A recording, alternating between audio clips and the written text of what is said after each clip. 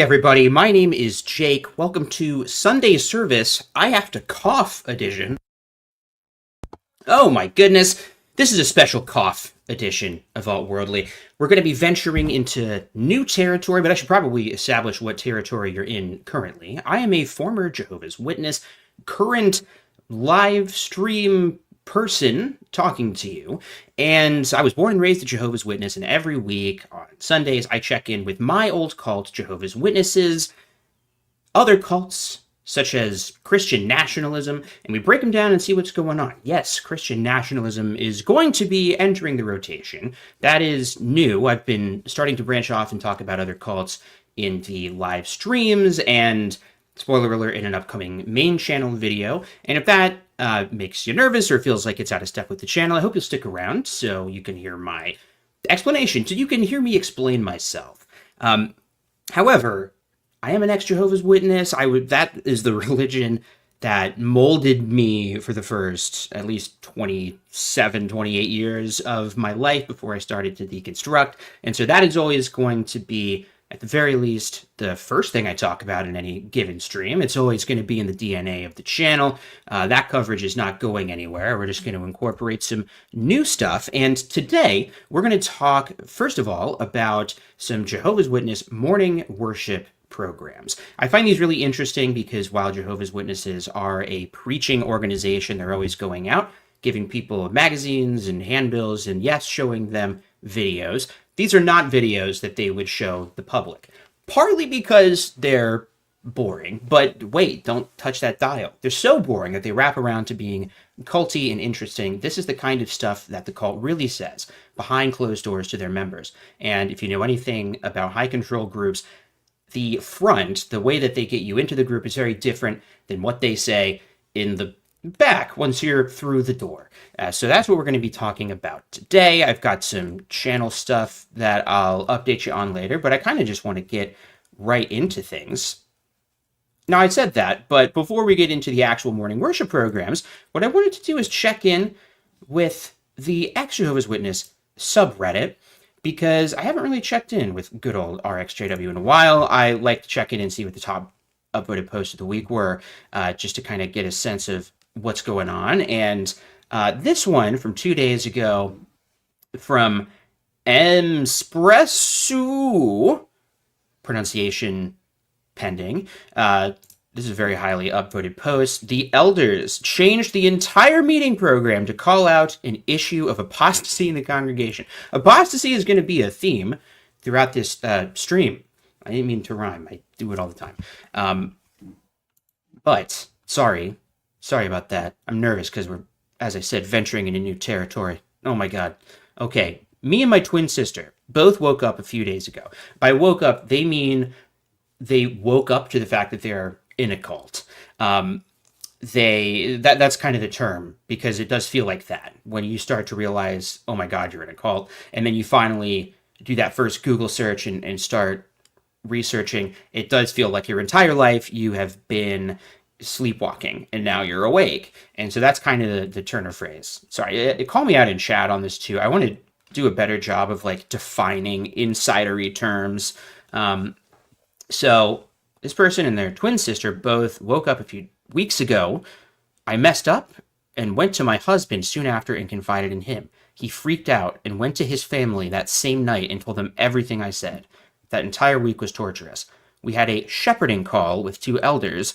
One is his spiritual dad, basically just telling me to fight for my faith, to keep my family, and not to look at any more outside sources.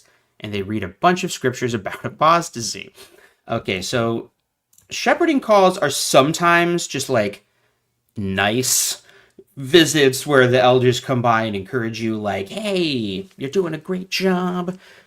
You should come out and service with me sometime. You know, sometimes it's just nice, but a lot of times it functions more like an intervention if they think that you're falling off the deep end, falling away from the church, and they want to get their hooks back in you. And this is that kind of shepherding call, it sounds like. Ooh, let me change my layout so you can see the screen slightly better. I tried to be very vague with them because I just didn't want to get into it all.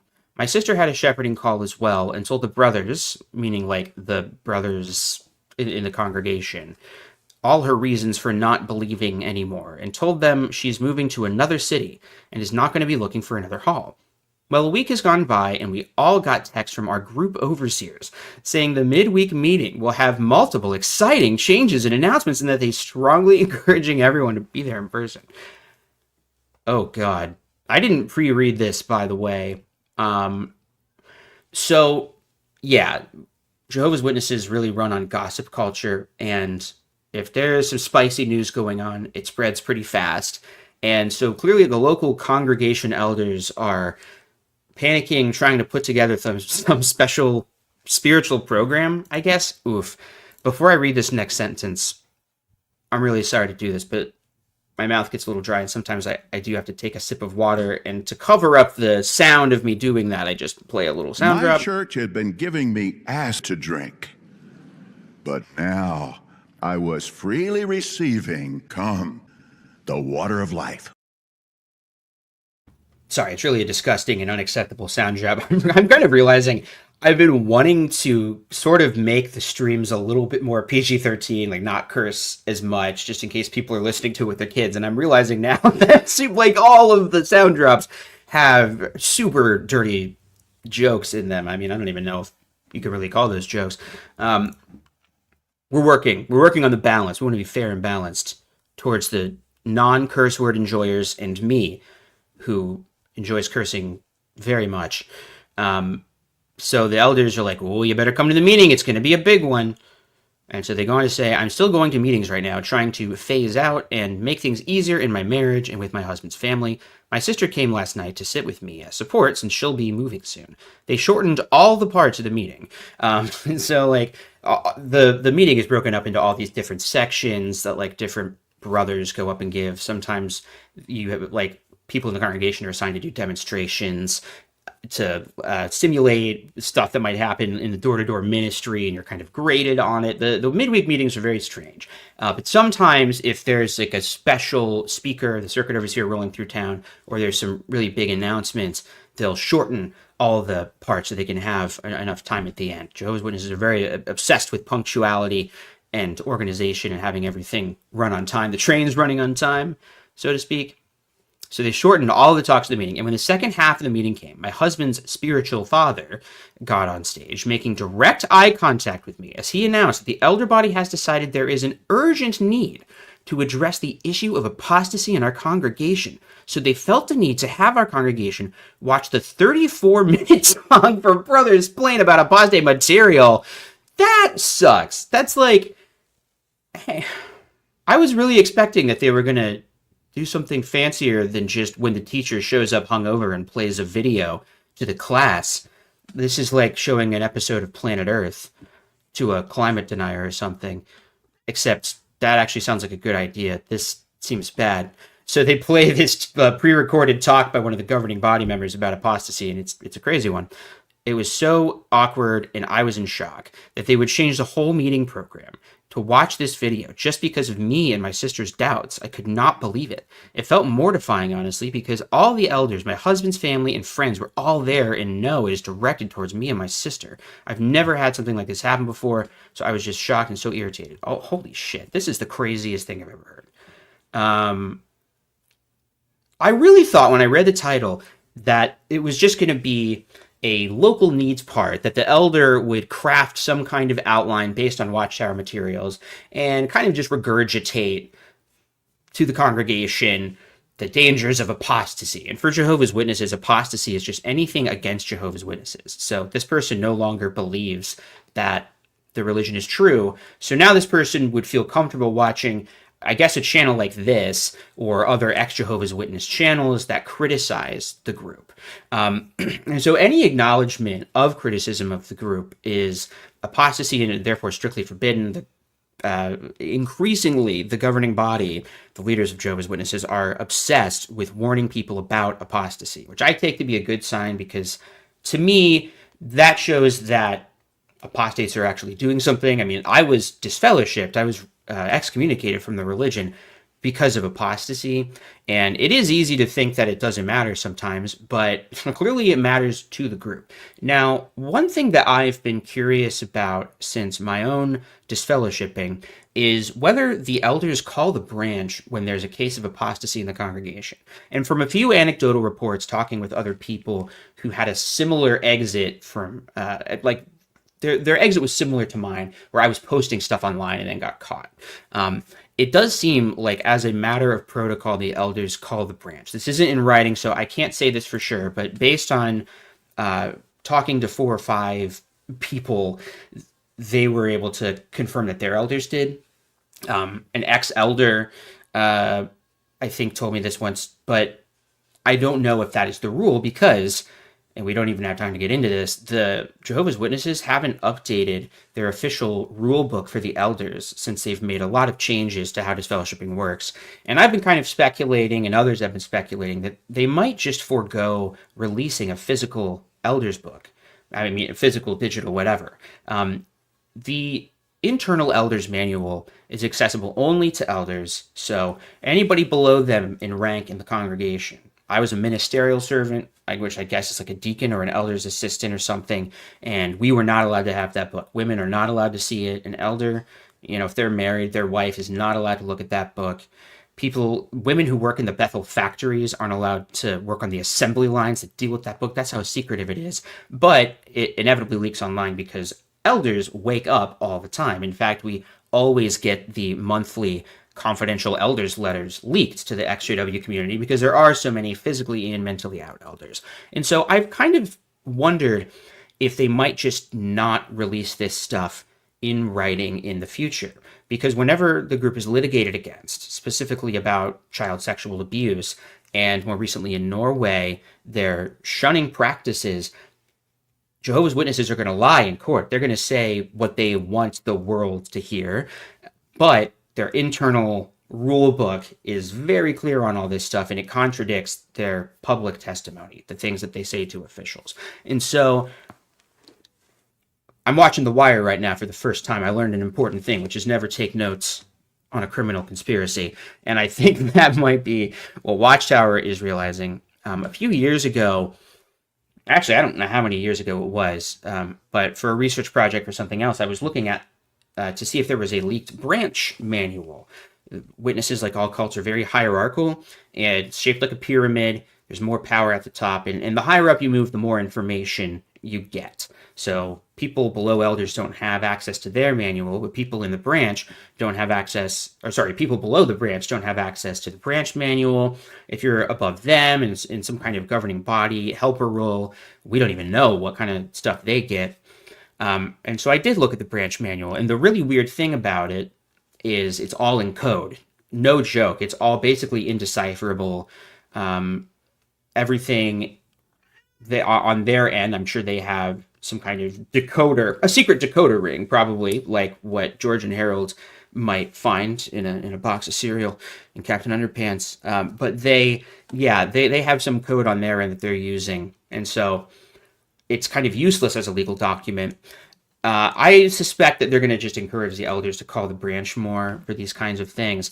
And it makes sense that the branch, in response to this, wouldn't trust the elders to just give some outline or to give some talk with their own research, but would just tell them to play the talk by Brother Splain, because this Brother Splain talk is really insane. I won't play it because it's actually kind of triggering, and I've been wanting to revisit that video. I covered it early on in the channel, and the quality of it is terrible. So I may re-release that with, at the very least, my lips synced up with the audio so it's watchable, because apparently it is still very relevant to Jehovah's Witnesses.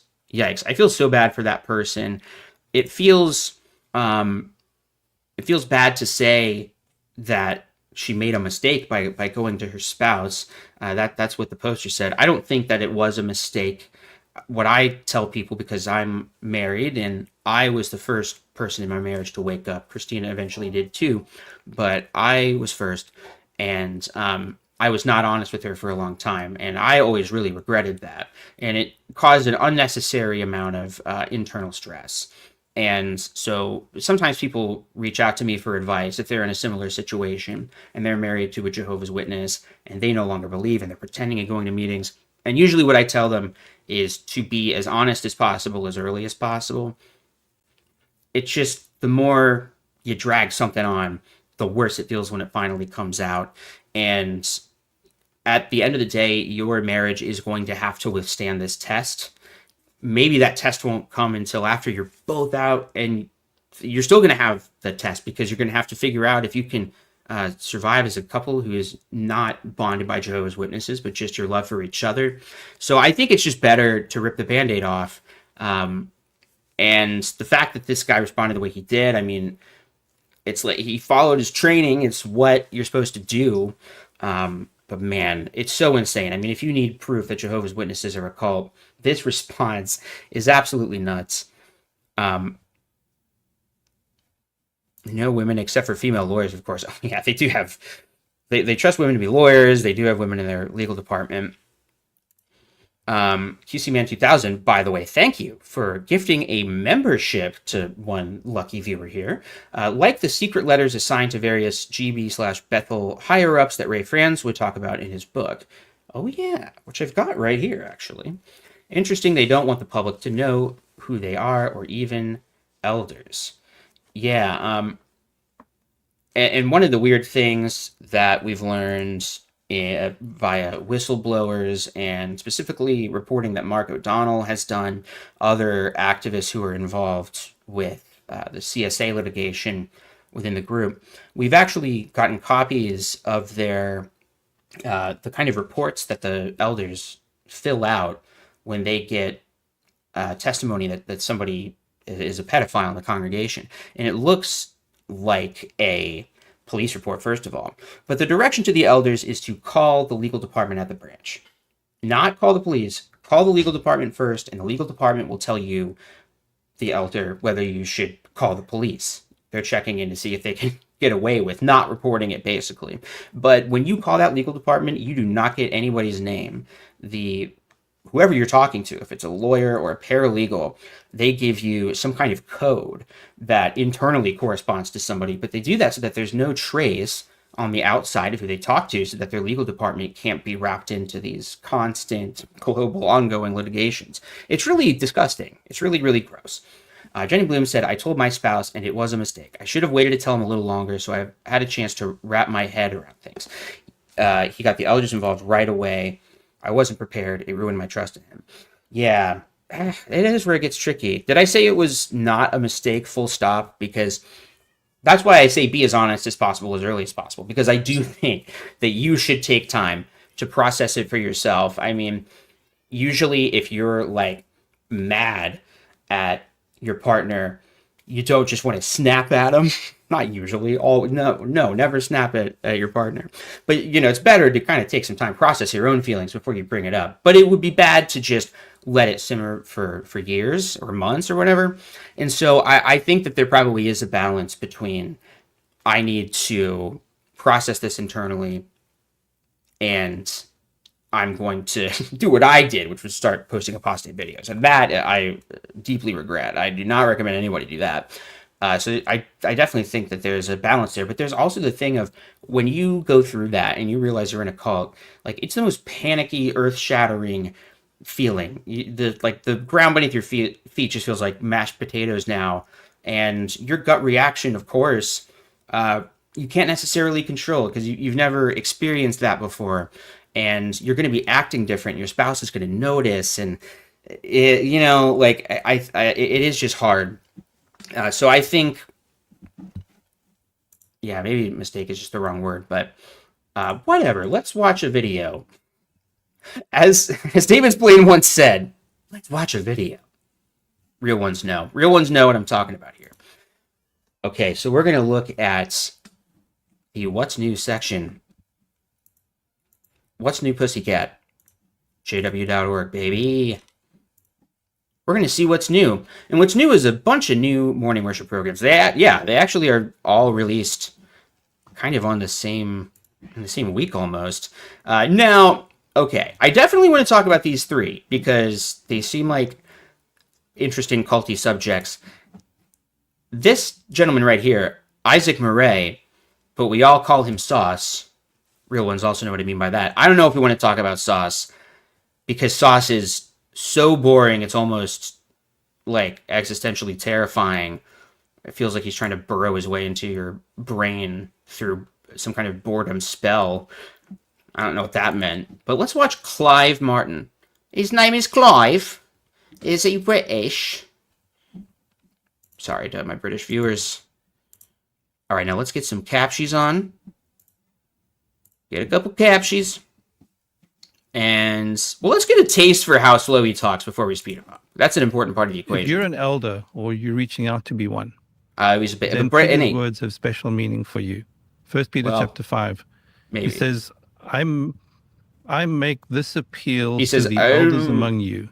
Shepherd the flock of God. Hey, he said the name of the book. The Secret Elders Manual is called Shepherd the Flock of God. By the way, I really shouldn't call it the Secret Elders Manual, because every time I do that, I get JW commenters saying, it's not a secret, I know about it. And it's like, okay, yeah. Secret in terms of if you're not an elder, you are not allowed to look at it. Like, its existence is not a secret, but anyway. I like his glasses. As elders, we may have many different assignments, but this is... He looks like, and I'm not saying that he is one of these, but he does look like a Nazi in an Indiana Jones movie. Like, he looks like he's about to ask Dr. Jones where the secret amulet of Swastika Mountain is. There's one key responsibility. We are shepherds. Shepherds. Doesn't that evoke a heartwarming picture? You see a loyal man leading and feeding and protecting the sheep.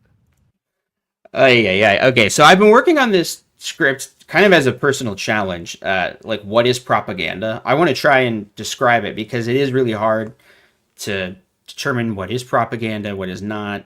You know, I think it's a value-neutral term. We would agree that there are propaganda for good things. Like, I don't know, I grew up watching Captain Planet. That's basically propaganda. I don't think that was the worst thing in the world to grow up watching Captain Planet. I don't know why that was the first example that came into my head. But what he is doing here is pretty crazy in terms of propaganda. He's like, now the Bible says to shepherd the flock of God. And does that not conjure a beautiful picture of a sensitive, wonderful man shepherding sheep lovelily against a backdrop of a sunset? Because he wants the Jehovah's Witnesses watching this to think of this when they think of the elders. And I can tell you from experience that it works. Every time I would think of the elders, I would think of that stupid picture they always show of the elder holding the lamb, the lost sheep. He left the 99 in search of the one stray. And so he's just being like, when you think of elders, think of this nice picture, not the stuff that's happening in the news. So let's look at Peter's instructions to shepherds. And we're going to answer three important questions. Mofo up. Who owns the sheep? Owns. What is the job of a spiritual shepherd? How does he keep the sheep safe? First, who owns the sheep is a scary first question. But I guess part and parcel of being a Christian is you view yourself as a slave, and you kind of brag about how much you love being a slave for Jesus. And so my guess, having not seen this, is that the person who owns the slave is Jesus. And according to Jehovah's Witnesses, the guy who owns Jesus is Jehovah. Peter's instructions. Turn to 1 Peter chapter 5, and we're going to start at verse 2. You may want to put a bookmark there. We're going to come back to this a lot. 1 Peter 5:2. Shepherd the flock of God under your care, serving as overseers. Not Absolutely. Under compulsion, but willingly before God. Not for love of dishonest gain, but eagerly. Not lording it over those who are God's inheritance, but becoming examples to the flock. I don't know what this means. I think a Katy Perry room is just a rocket ship, right? And Peter goes further. He calls them, in verse 3, God's inheritance. Weird. You are the inheritance. A thing we usually use to talk about property, like physical objects and houses and money. You are God's inheritance. He has a right to own you. Creepy. What does that mean Christians to are creepy. you? Well, the Apostle Paul... Creepy Christians are creepy. Not all Christians are creepy. But the guy who looks exactly like the one whose face melted in Raiders, I think this guy actually is creepy Christian. Used a similar point And he helps us to understand it. In Acts chapter 20, he was talking to the elders. Oh, in yeah, Ephesus. good question. Acts 20, verse 28, he tells them to shepherd the congregation Based, we of love God, to see it. which he purchased. Oh, hey, this is totally random, but I'll definitely forget to talk about it later because I have ADHD. But somebody pointed out, I don't remember what video it was or what stream it was, where I was talking about fascism, and I kind of conflated it with conservatism, and I shouldn't do that because they are different. I mean, clearly what's happening with the right in the United States is not conservative at all. It's incredibly aggressive and destructive. It's just not conservative. So anyway, I don't know why that triggered that memory, but I don't know how the human brain works. I'm not a scientist. Neither is this guy. Just with the blood of his own son. Weird. Jehovah paid the most precious price. Hey, I'd like to buy all of humans. All right, that'll be one son plus blood. Jehovah was like, cha-ching, here you go. Because he views the sheep as that precious. And because we really love and want to please Jehovah, we take the same view. So coming back to 1 Peter 5 and verse 2. Hashtag not all right wingers. Because of this, we serve not under compulsion. Just trying to buy up some goodwill for later in the stream. God, we want to please Jehovah. Not for love of dishonest gain, but eagerly, because we love the sheep as their owner. Yes. The governing body hates dishonest gain. Jehovah does. Second question. What is... I still, and I am definitely a bit of a curmudgeon, a bit of a get off my lawn type, just in my vibe. My spirit animal is like Cranky Kong, probably. But there is something so deeply undignified about reading the Bible from your phone, from your stupid little iPhone. It's so, like, I don't know, it just makes it seem like flippant and, oh yeah, I don't know. Like, literally a text could pop up on your Bible while you're reading it. It just seems weird. What is the job of the shepherd? And I'm an atheist, so I don't know why I care. But... verse 2. And he says, shepherd the flock, serving as overseers. What does that mean to you? What is an overseer? Perhaps we think of him as the one who's in charge, the one who makes the decisions. Right. What kind of person wouldn't do that? That would be a good movie. Kind of a Life of Brian-esque film where there's a guy who's, God's like, if you let me kill you, you can save all humanity. It's just like, no, fuck that. I'm not going to do that. But is that what is meant here? Wait, I wasn't paying attention. It seems like he's setting up a lie. My lie detector test just went off. Maury style. Perhaps we think of him as the one who's in charge, the one who makes the decisions. Who's in charge? Who's in charge? As overseers. What does that mean to you? What is an overseer? Oh, an overseer. Perhaps we think of him as the one who's in charge, the one who makes the decisions. I do think that. But is that what is meant here? Let's go back to Paul's words in Acts chapter 20. If you'd like to turn there, Acts 20 and verse 28. Remember, Paul's talking to elders, and he says, pay attention to yourselves and to all the flock among which the Holy Spirit has appointed you overseers to shepherd the congregation of God. You notice Paul does similar thing to what does. He says that shepherds are overseers. Now, in this verse, we have the benefit of a study note. So if you can find the study note. The study notes are just things that Jehovah's Witness leadership has written in the margins of the Bible to reinforce the doctrine and literally put JW doctrine in the Bible side by side. I mean, like, in the same way that they're juxtaposing the image of when you think of an elder, think of this nice shepherd herding his sheep nicely by a sunset. They can now just put that in the literal Bible. Bleh, for overseers. Bleh. Basic meaning to watch carefully. Or what was the point of watching this? Now, reacting to JW content like I do every that week. Begins protective supervision. Protective supervision is a basic idea inherent in the Greek term. Overseers in the Christian congregation have the responsibility to care for spiritual concerns of their fellow believers. So the key phrase, protective supervision. It's not about authority. Wow. I wish I would have seen this when I was making the thumbnail. This is like a quintessential cult image. Protective supervision. I mean, this is literally... You could just make this a Christian nationalist poster.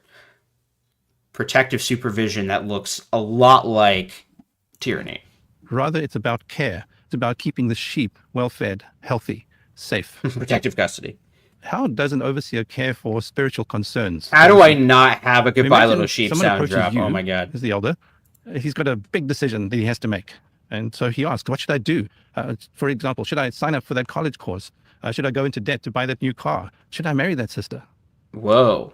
What do you Those think? seem like very different things. Going to college, buying a car, and marrying someone, I would say, are three pretty different things. He comes to you as the shepherd because... What do you... Hang on a second, by the way. How many Jehovah's Witnesses in the world didn't go into debt to buy their car? It's so... Nobody just buys a car outright with cash unless they're getting it off of Facebook Marketplace. I mean, and like, I guess that can happen, but I don't know. My experience being a Jehovah's Witness is that you're pretty poor because you're supposed to be living a simple life. You don't have a ton of savings. So, like, what? This is just an offhanded comment, but this is now a thing that the hoity-toity elder can use to just judge basic personal decisions that witnesses are making, like buying a car. You perhaps have greater experience, spiritual experience. It's easy to think, well, yes, I know exactly what's going to keep him safe. So let me tell him what decision he should make. Would we do that? No, not really. Because if we go back to 1 Peter chapter 5, yes, it's true in verse 2, we serve as overseers. But then in verse 3, Peter balances it. He says, not lording it over those who are God's inheritance. Right there, notice we have a marginal reference. Notice. Tap on that little E. This is so... They do this, and it really makes it feel like you're doing research when you're a witness. It's a great, like, you're doing research simulation, like a video game. But all you're doing is clicking hyperlinks to different JW teachings. So, I don't know, it's sort of like if you only researched the history of pizza on pizza.com. I'm not great at off-the-cuff analogies. And it's not like you'll that. See in the study pane, 2 Corinthians 1 in verse 24. Paul had made a similar point. He says, not that we are the masters over your faith. I am imagining Skylar Black as a your faith, but we shepherd are workers for supervising your joy, protectively. By your faith that you are standing. So the overseer doesn't make decisions for others. Rather, he works closely with them to help them to understand and have faith in Jehovah's principles so that... Whoa. So that their decisions are made in... Okay. So... I don't want to actually listen to him. I'll just read the subtitles. So the overseer doesn't make decisions for others. Rather, he works closely with them to help them understand and have faith in Jehovah's principles, so that their decisions made in faith will give them an approved standing before Jehovah. That is so many words to say. The elder doesn't make decisions for them. The elder just tries to use leading questions and social pressure to get the Jehovah's Witness to reach the preordained conclusion, the only conclusion that they're allowed to have if they want to stay a Jehovah's Witness in an approved standing before Jehovah. Oh shit, it's still muted, my bad. So back to 1 Peter chapter 5. We were in verse 3. Not lording it, Peter said, but becoming examples to the flock. Examples, you say. Now, again, this is not the kind of example where the shepherd says, this is the way that I've done it. You should do it this way. No, his example... No. It is like that, actually. Because witnesses are all supposed to do the same stuff the same way. It's not a template for others to follow that closely or exactly.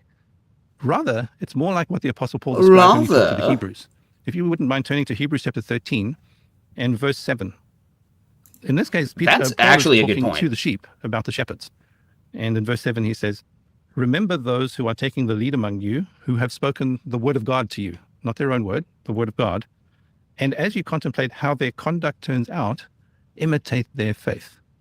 So we teach the sheep Jehovah's words, and then as shepherds, the way we make decisions should show such a deep faith in Jehovah's ways, in his principles, that our faith and the way our decisions turn out should be a good example for the sheep. So that's a really sly thing that they do, is they make everything about your decisions are going to cause this domino effect of bad decisions for everyone else. because everyone is supposed to be setting a good example. And so you doing your own thing that goes against the grain could set a bad example and send other people off into apostasy lands. Oh no, we don't like apostasy land. Did you ever experience an international convention? We are hosting one this year, asks Dylan Johnson.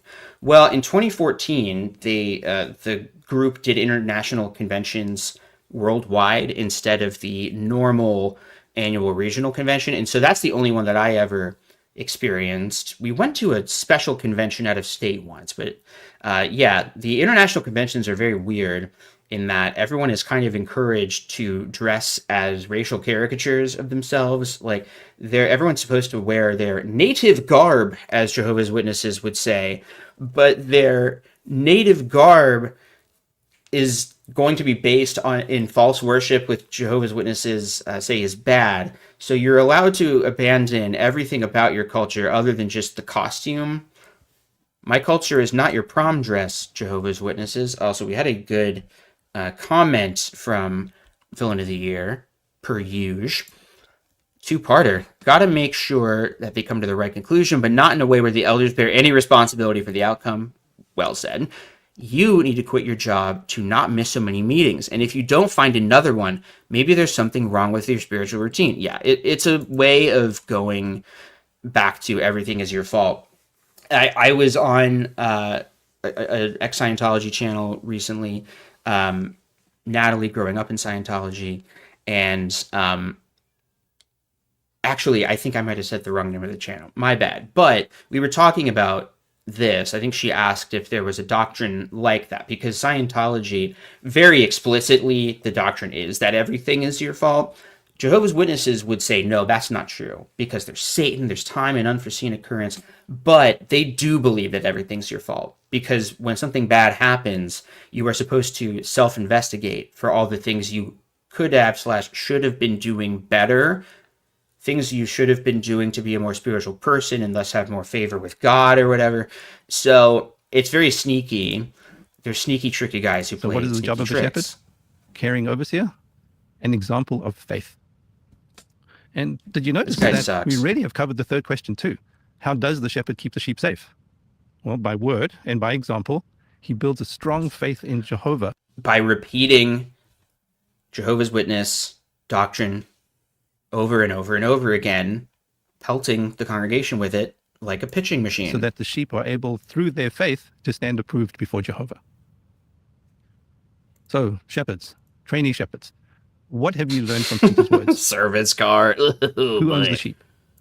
Well, these are... Jehovah owns you. You're his slave, sheep. everybody. We learn to view them exactly the same way. And so we look after them willingly. We are eager to care for them Michael, on Jehovah's behalf. Are you that fucking weird guy who emails me like serial overseer. Killer notes? He's an example of faith. He provides protective supervision. How does he keep the sheep safe? By his word and his example, There's this person who will sometimes just send me these totally incomprehensible, alternating capital letters. I guess maybe they're conspiracy theories, but it's just genuinely incomprehensible stuff that sounds like the ramblings of a madman, and very similar profile pic if it's not the same person. He builds a strong faith in Jehovah. Wow. So Jehovah owns you. If you're an overseer, your job is to make sure everybody serves their slave master. And you just got to be a good slave is what's going on here. Okay, well, that sucked. And I hated it. This is, yeah, let's continue on our JW segment before we jump into other materials. Although, I think now that we've successfully covered one video, I will take the opportunity to just briefly do a little plug. Oh, happy day. All worldly complaining about YouTube. No complaints today, baby. Well, I do have many complaints. I just won't necessarily voice them. But I know I've been doing a lot of live streams lately. I've been very busy with my day job, but also I've been very busy with some projects that just don't show up on the channel. So I've been working on stuff. If you want to see the next main channel video, like see a 25-minute preview of it, please do become a member or patron or whatever. You can see the next main channel video. It's really good. I'm really excited about it. It's not done, so you get to see an early work in progress. And if you have any suggestions, I'll incorporate your feedback. But please do, if you can afford it, become a member or a patron, because this is, unfortunately, my livelihood, ? And if you can't afford it, that's okay. I can't afford to subscribe to people's Patreons, really. But if you do, if you got an extra $5 a month, then please subscribe. You get early access to stuff and exclusive things and yada, yada, yada. Okay, plug's over. I just have to say that contractually so I don't get in trouble. Thank you so much, D Savage, Natalie from Life After a Cult. I don't know why I always get those two channel names conflated, because they're actually not similar. Oh yeah, Emma Wright says, or if you decide to go to college or buy the car, etc., you won't be able to do certain privileges and get looks of disdain from elders' wives. Yeah. So if a publisher, a member of Jehovah's Witnesses, decides to not follow the elders' counsel, they might not be disfellowship, but there will be social consequences. You'll be viewed as lesser. You'll be viewed as potentially bad association. You might not be allowed to do certain things in the congregation, what they would call privileges. So it's just, it's like passive aggressive authoritarianism. It's like they do all the things, but they're so slimy about it. Okay, Jonathan Smith. I just had a weird flashback to Kenneth Cook saying, "Let's pay attention to Brother Jonathan Smith."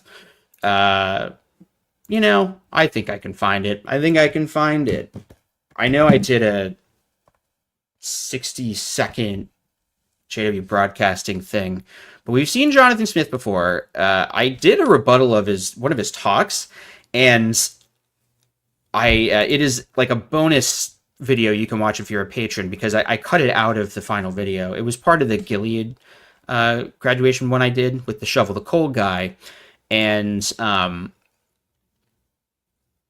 yeah, I think that I talked about him because he started to use the word parable instead of illustration like witnesses normally do. And that's the kind of nerdy thing I like to get into because I have brain problems. I'm not a great salesman for the channel. How do I find my YouTube shorts again? Okay, I think it's this. JW Broadcasting, members of the governing body. Well, you seem excited, and you should be. Let's give our attention to Brother Jonathan Smith. Jehovah's Organization. Well, we thank you. There we go. There we go. Brother Jonathan Smith. That's who we're going to see here. One weird byproduct of editing all these videos is that, you know, because I'm always like, I have to watch all these clips over and over again when I'm editing them. And so if they say something in a funny way, it really sticks in my head, which I don't think is good, but it is just a fact of life. Well, as we can see, our scripture text for today, Proverbs 1, verse 5, highlights Jonathan listen. Smith. A wise person listens and takes in more instruction. Today, we often equate learning with reading because there is an abundance of books. But why listen? Oh, interesting. You see well, that? in Bible times, there were few copies of the scriptures, and they had to be made by hand. Yeah, there were not a lot of copies of the scriptures. The leadership is very vague on how the Bible canon came to be formed because Jehovah's Witnesses, like the LDS Church, believe that after the first century, true Christianity was lost, and then Jehovah's Witnesses in the 1800s restored true Christianity. So weirdly, the actual formation of the Bible canon, Witnesses had nothing to do with and don't like that history because it's part of what they consider to be this foretold period of spiritual darkness where apostasy had taken over worldwide, and yet that's when the Bible was actually formed. And so they do just kind of gloss over these things. And so listening really was the main way to learn about Jehovah and his word. So likely for this reason, the English edition of the New World Translation and expressions like read or read appear only about 69 times. In contrast, if we look up the words hear or hearing or listen or listening, we put together the various forms of those words, and we get over 1,200 times. Oh my God. Okay. All right. This one, this is a long time coming. Why is it necessary to be so picky, to be so fussy? I hate this. I hate that they do this.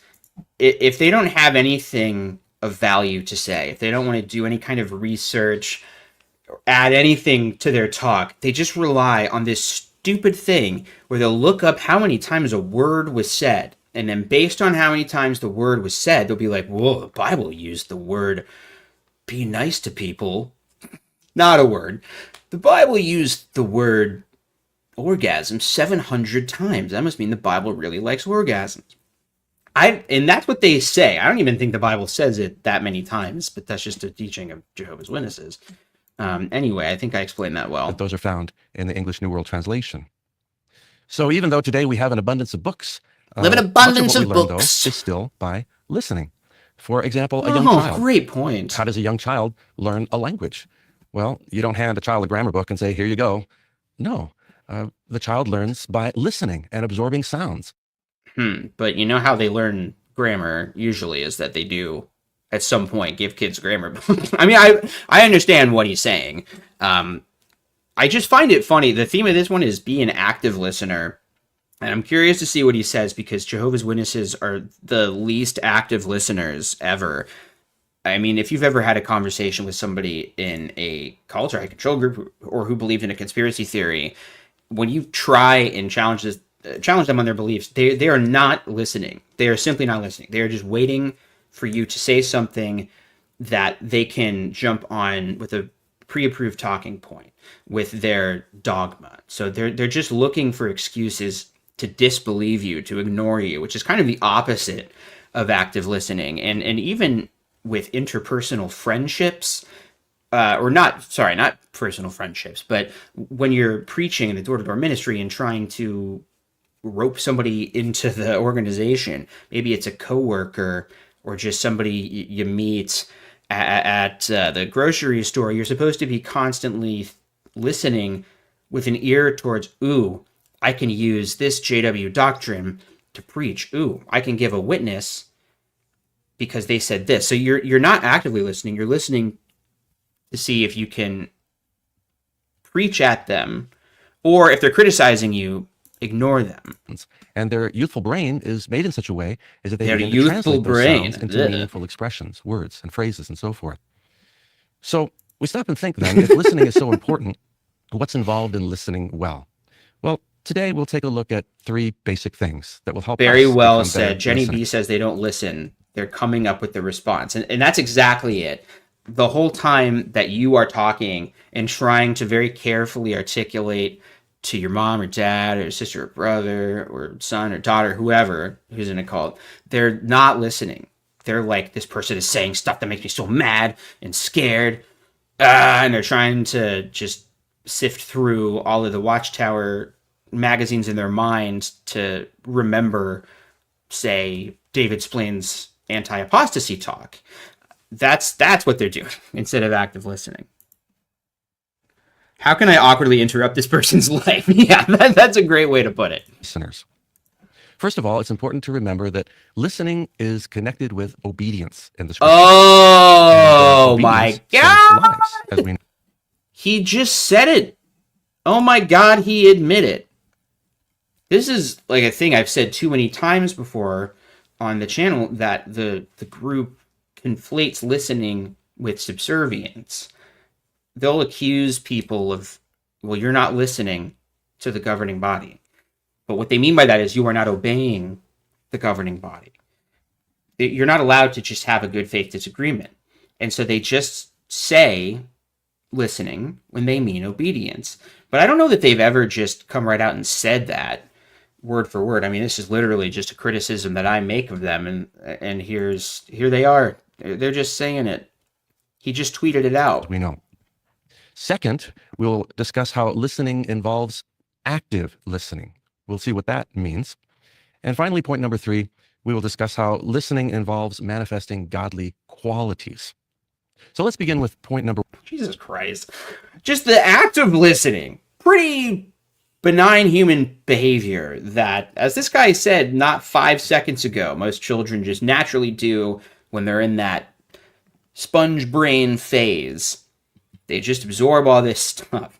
But every single activity in bodily function has to reflect godly qualities in some way. And that just gives a weird sense of entitlement and, I don't know, just high-mindedness to everything. Like, if you just actively listen to your spouse, so you're thinking, I am exercising a godly quality right now by listening to how my wife's day at work went. Like, that sucks. You shouldn't think of yourself that way. That's haughtiness. That's not humility. Is thinking that every little thought and thing that happens in your brain, every action in your life is reflecting God's glory. That makes you full of yourself. And kind of crazy. Because you've never seen God. You don't know what he looks like. Number one, listening involves obedience. How is that so? Well, in the Bible, no, it doesn't. We notice that listening can be life-saving. We learn from Jehovah's instructions to Moses before the 10th plague came upon Egypt. Very specific instructions had to be conveyed to Moses. Okay, listening can involve obedience, but it does not necessarily involve obedience. There's my compromise with Jonathan Smith. All about their putting the blood on the doorposts and so forth. Moses, in turn, had to verbally explain those instructions. What happened after the blood on the doorpost? Explain those instructions to each household. Well, how did it go? Well, the Bible tells us very clearly, all the sons of Israel did just as Jehovah commanded. They did just so. So, did the kids who were killed, all the firstborn sons who were murdered in this delightful little story that they depict in their children's literature, did they have a say in whether or not their parents would listen to God? This is a really fucked up story from the Bible that I wouldn't be intentionally recalling. But then again, I don't want anybody to be existentially afraid of Armageddon and God killing them, and they do. So, once again, listening. Yeah, that was a brag. I'm bragging. Lives. Obedience saves lives. Well, this account highlights, then, the importance of listening in our time as well. The book Insight on the Scriptures says that in the Hebrew Scriptures, the thought of obedience is expressed by the word shema, which basically means to hear or to listen. For example, in Genesis chapter 22 and verse 18, and speaking to Abraham, Jehovah says, you know, when I listen to a podcast, I'm not obeying the podcast. When you listen to an audiobook, you don't obey the audiobook. I know that's a nitpicky, but I never said that we were out of the nitpick corner. All nations of the earth will obtain a blessing for themselves. Thank you, Dr. Shim. Listened to my voice. Well, what Jehovah meant was essentially Abraham obeyed Jehovah's voice as well. Oh. Jesus also stressed the importance of listening. How often? God damn. Okay, this sucks. I want to see what he says about active listening, because this is boring as hell. Active listening is better than simply passive listening. Oh, I wouldn't have thought. We have abundant opportunities in Jehovah's organization to listen, don't we? At our meetings, morning worship, such as we're having today. Also in our... So many opportunities to demonstrate obedience. I mean, by his own logic, we could say the same thing. And yet, if you said it like that, it would seem a little cultier. Ministry, we listen to householders and so forth. Well, you might want to note a very nice reference about what's involved in listening. It's in the ministry school book, page 13. There's a box. It's called Tips for Effective Listening. And it lists tips for effective listening. That help if you want me to really listen effectively, give me a super sticker. Them. Pray to be able to concentrate. Keep your eyes on the speaker. Okay, here, listen. If you are listening and therefore obeying the live stream, if someone could just pay my next month's rent, which is about $1,500 or so, that would be great. So just a $1,500 super sticker. And actually don't do that. Definitely, please don't do that, because YouTube would get an insane cut of that money. And also, just don't do that, because what an insane waste of your money. It helps us stay engaged with his message. Look up the scriptures as he cites them. Do that. The like button is free. When perhaps in a discussion like the Watchtower, mentally respond to what the questions are after. If I'm leaning down because Echo is demanding my attention. Take brief notes. You notice the expression brief. We don't want to try to write a manuscript. We'll never be able to keep up. But if we take brief notes, guys, I wrote a manuscript. I was able to keep up. What's this guy's excuse? it has a beneficial effect. We will remember better what is being discussed. Why? Okay, this is interesting. Well, I understand that it's not, but for me it is, because one thing I forget is just the image of being at a Jehovah's Witness convention and you're just surrounded by thousands of people who are all active listening. They have little notepads, or maybe if they're super bougie, they've got the keyboard for their tablet, but mostly just steno notebooks full of notes about the talks being given. It's really weird. I may or may not have been to a political rally once, and it never occurred to me that I should whip out a notepad and take out notes when the people were talking. That's weird. And they know it's weird, which is why they have to tell them over and over that that's what they should be doing, and that's how you demonstrate that you were listening and therefore obedience to God. And so, again, they're making something like taking notes during the 9,000th part during the symposium. That is worship to God in some way. That's divine. That's how you demonstrate that you love Jehovah. Right? Because taking the very notes. act of taking notes, just the very act of taking notes on the material. One young man named Not necessarily, by the way. Not necessarily. I have ADHD, a thing that they simply do not acknowledge within Jehovah's Witnesses. And I am just not... Well, funny enough, I am kind of a note taker now, but I just wasn't, especially when I was younger. I do like to draw. I like to doodle. And so if I had a notebook, I would not be able to listen. I would just doodle and not pay attention. And so eventually, because I wanted to be more spiritually mature, I just stopped bringing a notebook. Not taking notes was the only way that I could pay attention. But then that stopped working because then I was just daydreaming. And I figured it would just look less bad to be daydreaming and not drawing cartoons, which would have been very visible.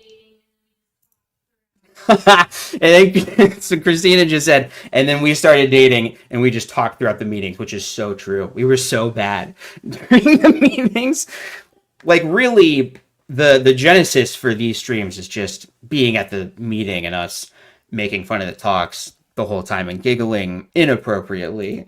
Oh, and Michael, God. 16 years of age, he says, when I take brief notes... My only fond meeting memories. So even if we don't look at those notes again, we do ourselves a big favor by taking brief notes. Keeps us focused. Well, those are some of those 7 points. But besides actively listening... But you know what? If you did look at this is boring. We can be done with this.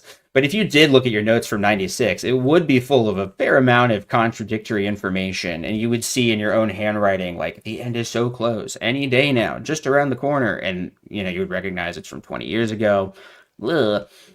All right, now, at the risk of losing everyone and everything, I understand that we're reaching our limit. I'm reaching my limit for how many of these boring weasels I can listen to. But this guy, he's just got this look. I need to figure out what his deal is. Nicholas Atlantis. I mean, I think that's what it says. Nicholas Atlantis. Consider our sympathetic high priest. God. Your slave master is a very empathetic... Empathetic? This morning we'll consider the I'll just listen. Consider our sympathetic high priest. This verse from Matthew 12:20 is a messianic prophecy from Isaiah. It's from Isaiah 42 and verse 3. And we're going to consider 3 questions. First of all, what images are conveyed by a bruised reed and a smoldering wick? And our You can't just ask a question like that without establishing what the hell you're talking about. Like, what if I started this video? What did it even say? What if I started this video by saying, first, welcome to the stream. First of all, what images are conveyed by a bruised reed and a smoldering wick? I guess you would be interested because you'd be like, well, this person is now losing their mind. But this is what Nick Atlantis wants us to be wondering about, apropos of nothing with no context at all. Your notes from 96 is totally different on the generation doctrine. Good point. You said it, not me. it actually did make me laugh. QC Man 2000 says ADHD kids got the crap beat out of them by their JW parents during the late 90s, the late 80s and 90s. Yeah, I mean, my parents arrived at being anti-spanking, but were not always. And the one time I got spanked at the meeting, yeah, it's because I had ADHD and was fidgety and doodling, and I don't know exactly what I was doing, probably being inappropriate in some way. Maybe I played the Water of Life. My church is giving me ass to drink sound drop. I mean, so maybe I had it coming, the spanking. But yeah, that's what happened. But I turned out just fine. I got spanked. I turned out just fine. Look at me now. Reed and a smoldering wick, and our commenters already gave us a good idea. Second, how did fulfilling this prophecy show what a sympathetic high priest Jesus is? And third, how are God's people following his lead today? So first of all, why images these are really making me conveyed laugh. by a bruised reed and a Chat smoldering popping wick. off. In the Hebrew scriptures, prosperous, strong people. I stopped paying attention for a solid 30 seconds, and he was just repeating the same question about this stupid thing. Okay, I don't actually care. Oh, wow. So here's what we're learning, is they are incorporating these pictures into their talks now. I guess I knew that from the, I'll say it, iconic Jehovah's Hand edit that I did, in which he shows a few pictures of human hands and ape hands. But this is a little different in that it's got some words on there too. But Isaiah did not use such an image here. Rather, he refers to a bruised reed, like a large stalk of grass that was bent over and in danger of being crushed or trampled. In fact, Isaiah used this image in 36:6. It actually was an disparaging idiom for weakness. And likewise, it was a disparaging idiom.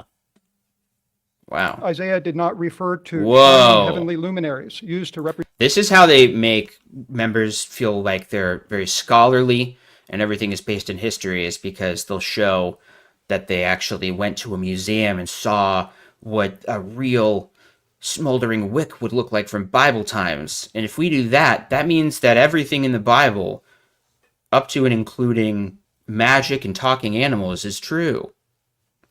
Oh, my bad. I referenced a sound drop earlier, and I don't think I played it. I think I might as well, because I do have to take a quick sip. My church had been giving me ass to drink, but now I was freely receiving, the water of life. It's awful. It's a really bad sound drop. It's really gross. Like, it makes me a little sick when I think about the ramifications of what he's saying. Represent powerful people and nations. Instead, he used the image of a smoldering. He used the image of a smoldering wick, like those used in common household lamps. Oh, this is just nothing. This is just absolutely nothing. Okay, I'm sorry, but there's no way we're going to watch this. Oops, all morning worship? More like poops. All morning shit. And I said I'd be cursing less, but so far, I've made really no attempt to do that. Let us take a quick... Well, hang on a second. I was about to play the awkward silence thing. But I think that there's a way more important video that I don't think got enough views anyway that I could play, which is the aforementioned Jehovah's Hand. I want to take a quick break so I can just grab a little snacky poo, and we can enjoy some further reactions into unknown, uncharted territory. Territory, I say. And we're going to start talking a little bit about Christian nationalism, I do declare. Now, I keep fucking this up. I really thought it would take me like 2 seconds to find this video, but I logged into the wrong YouTube account, and I forgot I don't even want to do that. I want to go into YouTube Studio because I'm pretty sure that the video is unlisted, but now I'm realizing in real time that I added that video to the playlist of funny edits so that I could have just watched it that way. Ugh. Well, anyway. I found it, guys. And before we get into our next segment, we're going to enjoy a handy dandy. The theme for this discussion is Jehovah's hand, the human hand, animal's hand. To illustrate the human hand's superiority, imagine an ape whose hand you see here, but as amazing as the human hand is, Jehovah's hand. But what is Jehovah's hand? Jehovah's hand, 4 examples of Jehovah using his awe-inspiring hand of Jehovah's hand. In Jehovah's hand, this use of Jehovah's hand, and we'll get our second example of how Jehovah can use his hand. My right hand, your right hand. His right hand, our left hand. Jehovah takes his right hand, grabs our right hand of Jehovah's hand, reaching out with our right hand and grasping Jehovah's right hand. You open your hand. Well, Jehovah can use his hand. Jehovah freely uses his hand. Jehovah's hand. Jehovah can't put anything in our hand. On the other hand, open-handed in our hand. Jehovah uses his hand. Your right hand, many times in the past, Jehovah has used his hand. Jehovah will use his hand. Actually use their physical hands. He will use his hand of Jehovah's hand. Almighty hand. His awe-inspiring hand. Jehovah uses his hand. Our physical and figurative hand. Awe-inspiring hand. Jehovah's hand. Perfect. That was a very unsuccessful snack Hey break. everyone, so today I want to talk about logical fact. Autoplay. Turn off that guy's crappy videos. I went to get a string cheese, and the plastic is just sealed shut. I couldn't even get it. So that was pretty unsuccessful, but here's what that did. Is bringing cheese in here summoned a wild peaches. It summoned a wild peaches. I love this dog more than I love a lot of human beings, I'll just say that.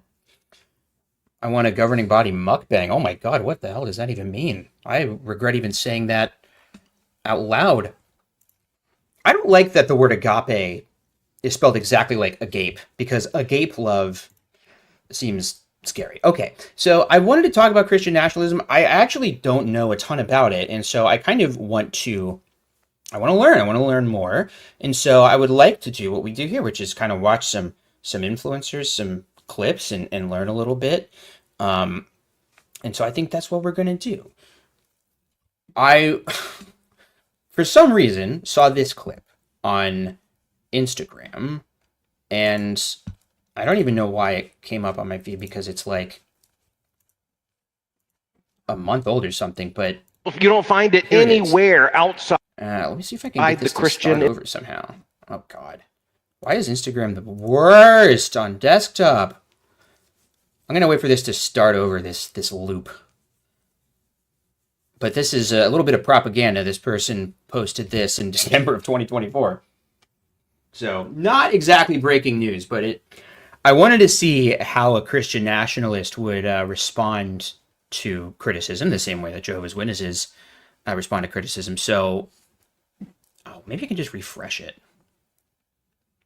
Okay. What is Christian nationalism?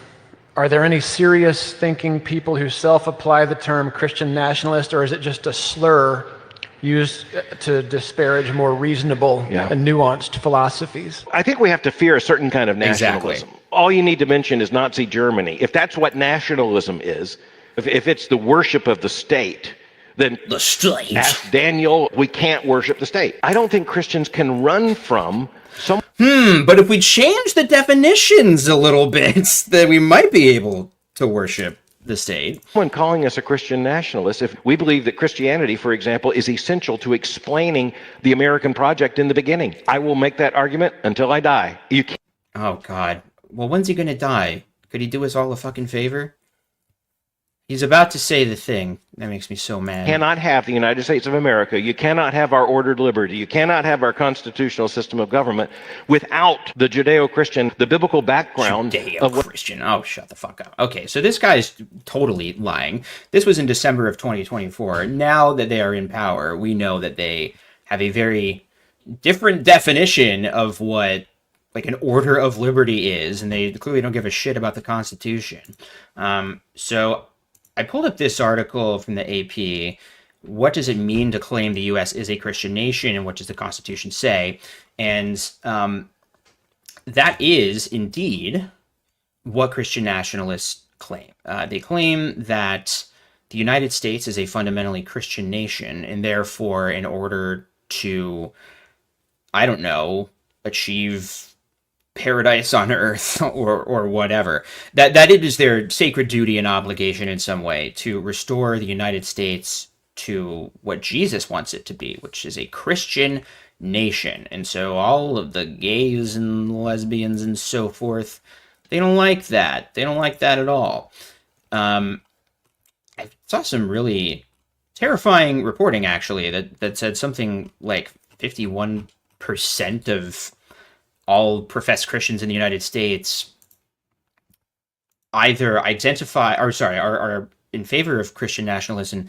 There was like 47% of the Constitution or the population overall that was sympathetic to their movements. So, not great.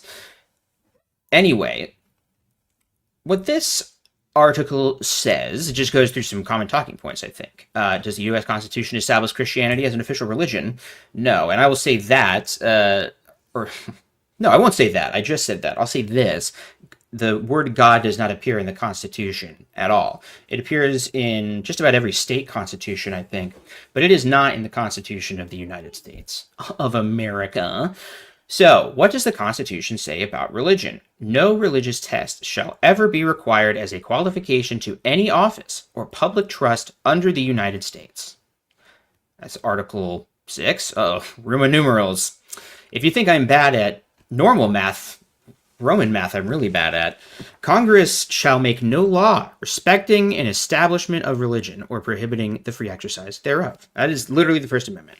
Now, both of those things are totally antithetical to Christian nationalism. They want to do the opposite of these things. They do want people to be tested. I mean, Project 2025, one of the things that it implemented was loyalty tests for government servants. And as far as I understand, those things are in place. I mean, there were like training videos from Project 2025 that leaked. A big part of the Doge thing was purging the federal government.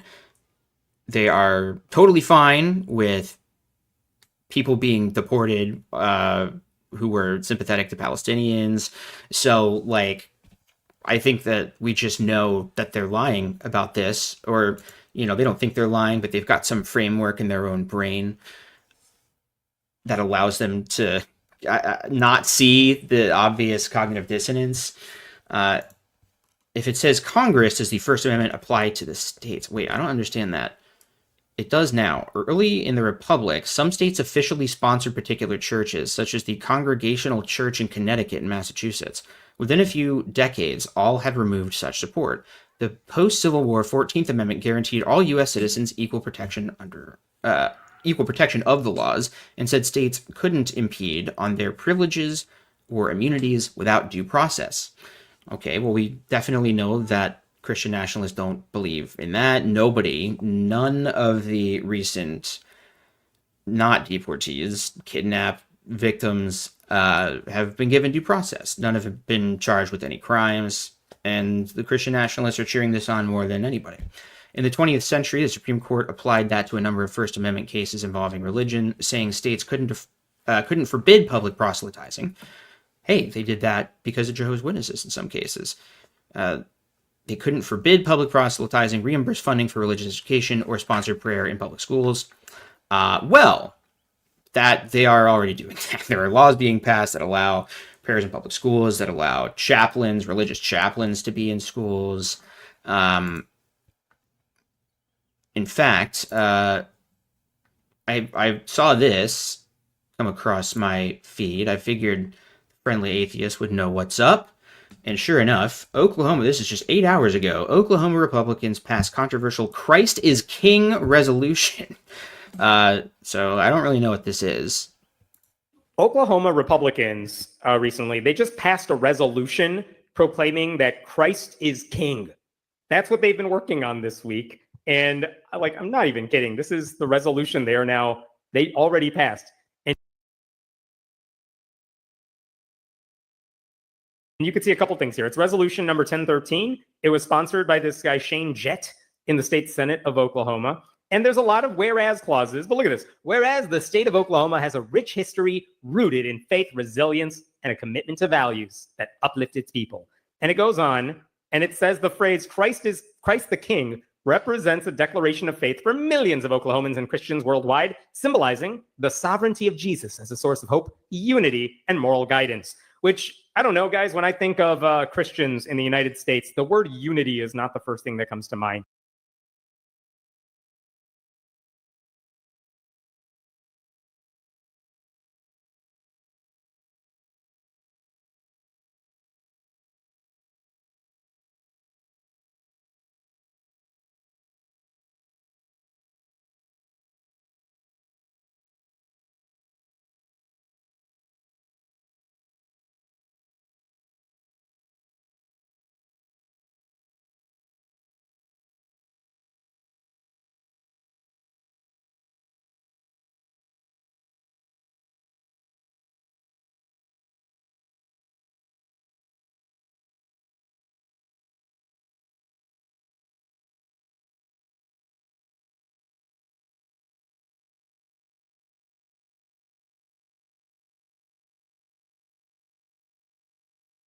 But then at the very end of this, what do they actually say here?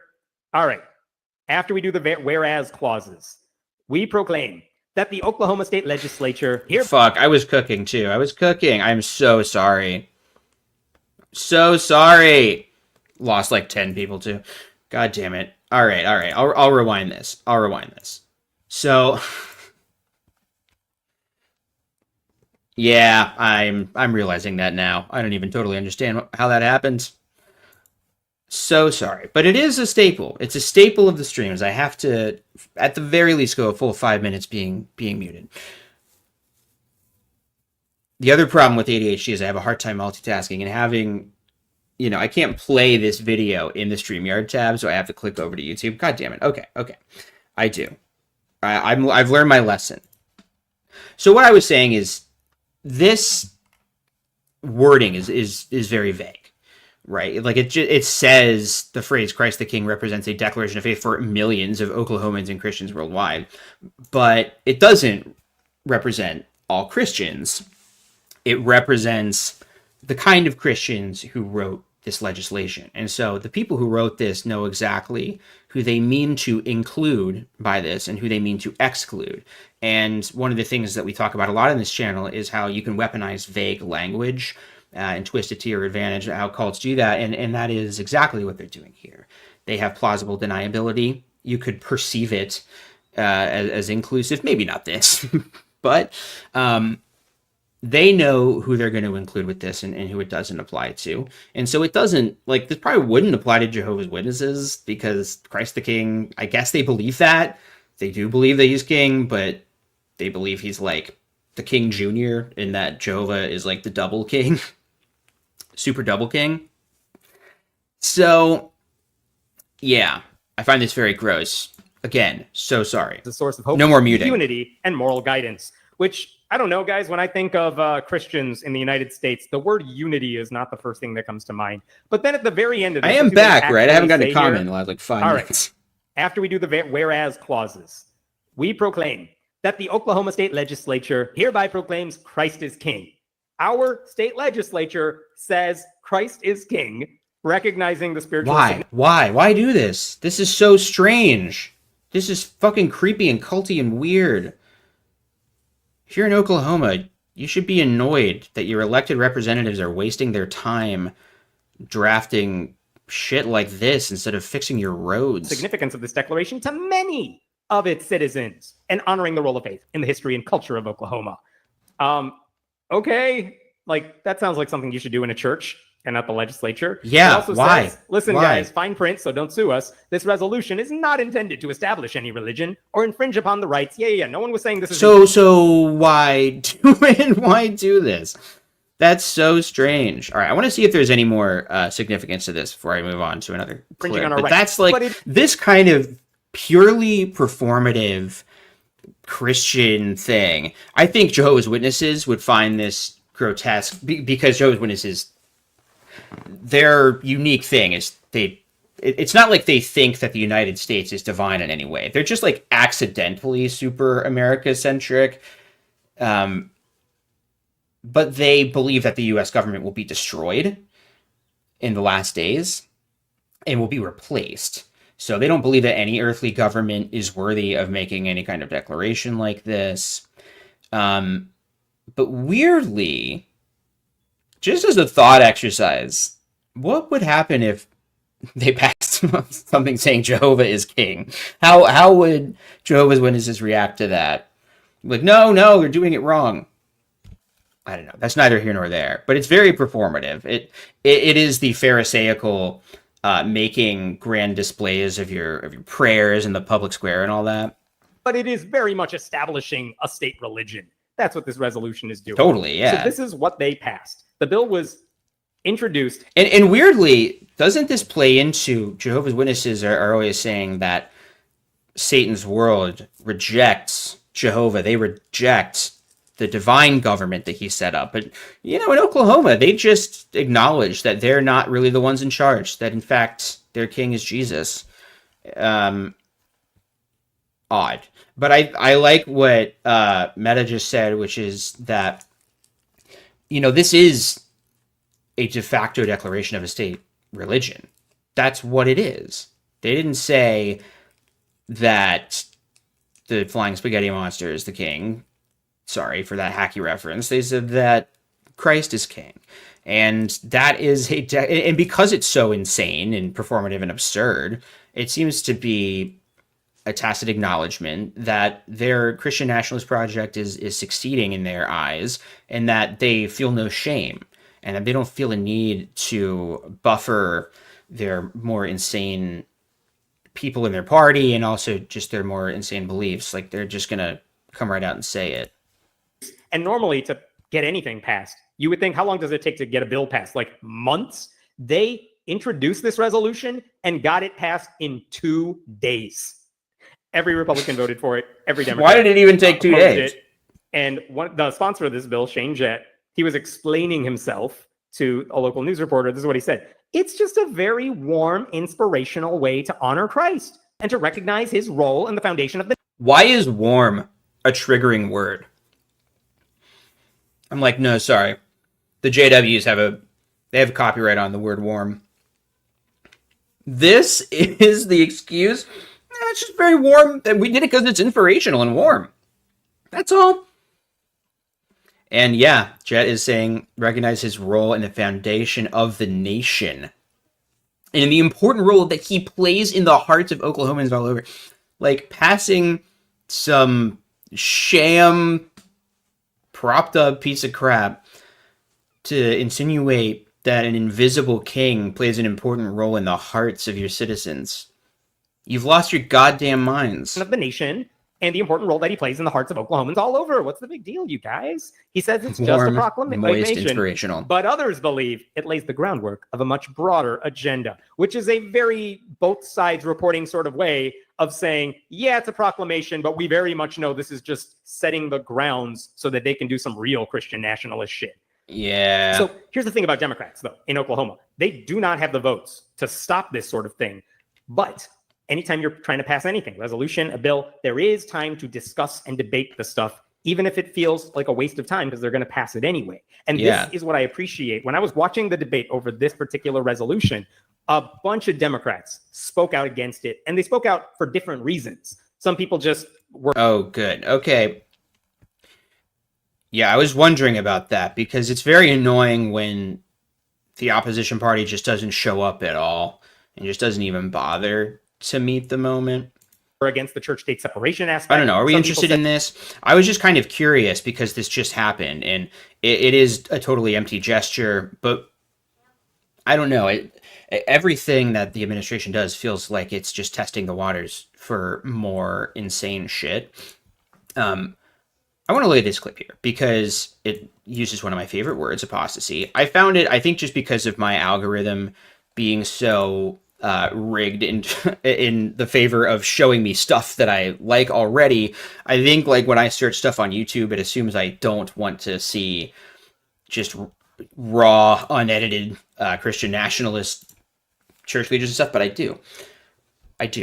And so I found this. This is from February, I believe. This is just a full clip from Right Wing Watch, and it's I watched a little bit of it just to get a sense of what it was. It's pretty gross. Oh, yeah. The title is Christian Nationalists Call on the Government to Seize Wicked Apostate Churches. And I would say that it is not sensationalist. You can map it out. Like, all right, we got 57,000 buildings to take over. Within those 50,000, 7,000, millions of people to convince, tons of ministers. Like, okay, I didn't even notice this the first time I watched it. I mean, he just openly said, take over. We have all these buildings to take over. Whoa. Okay.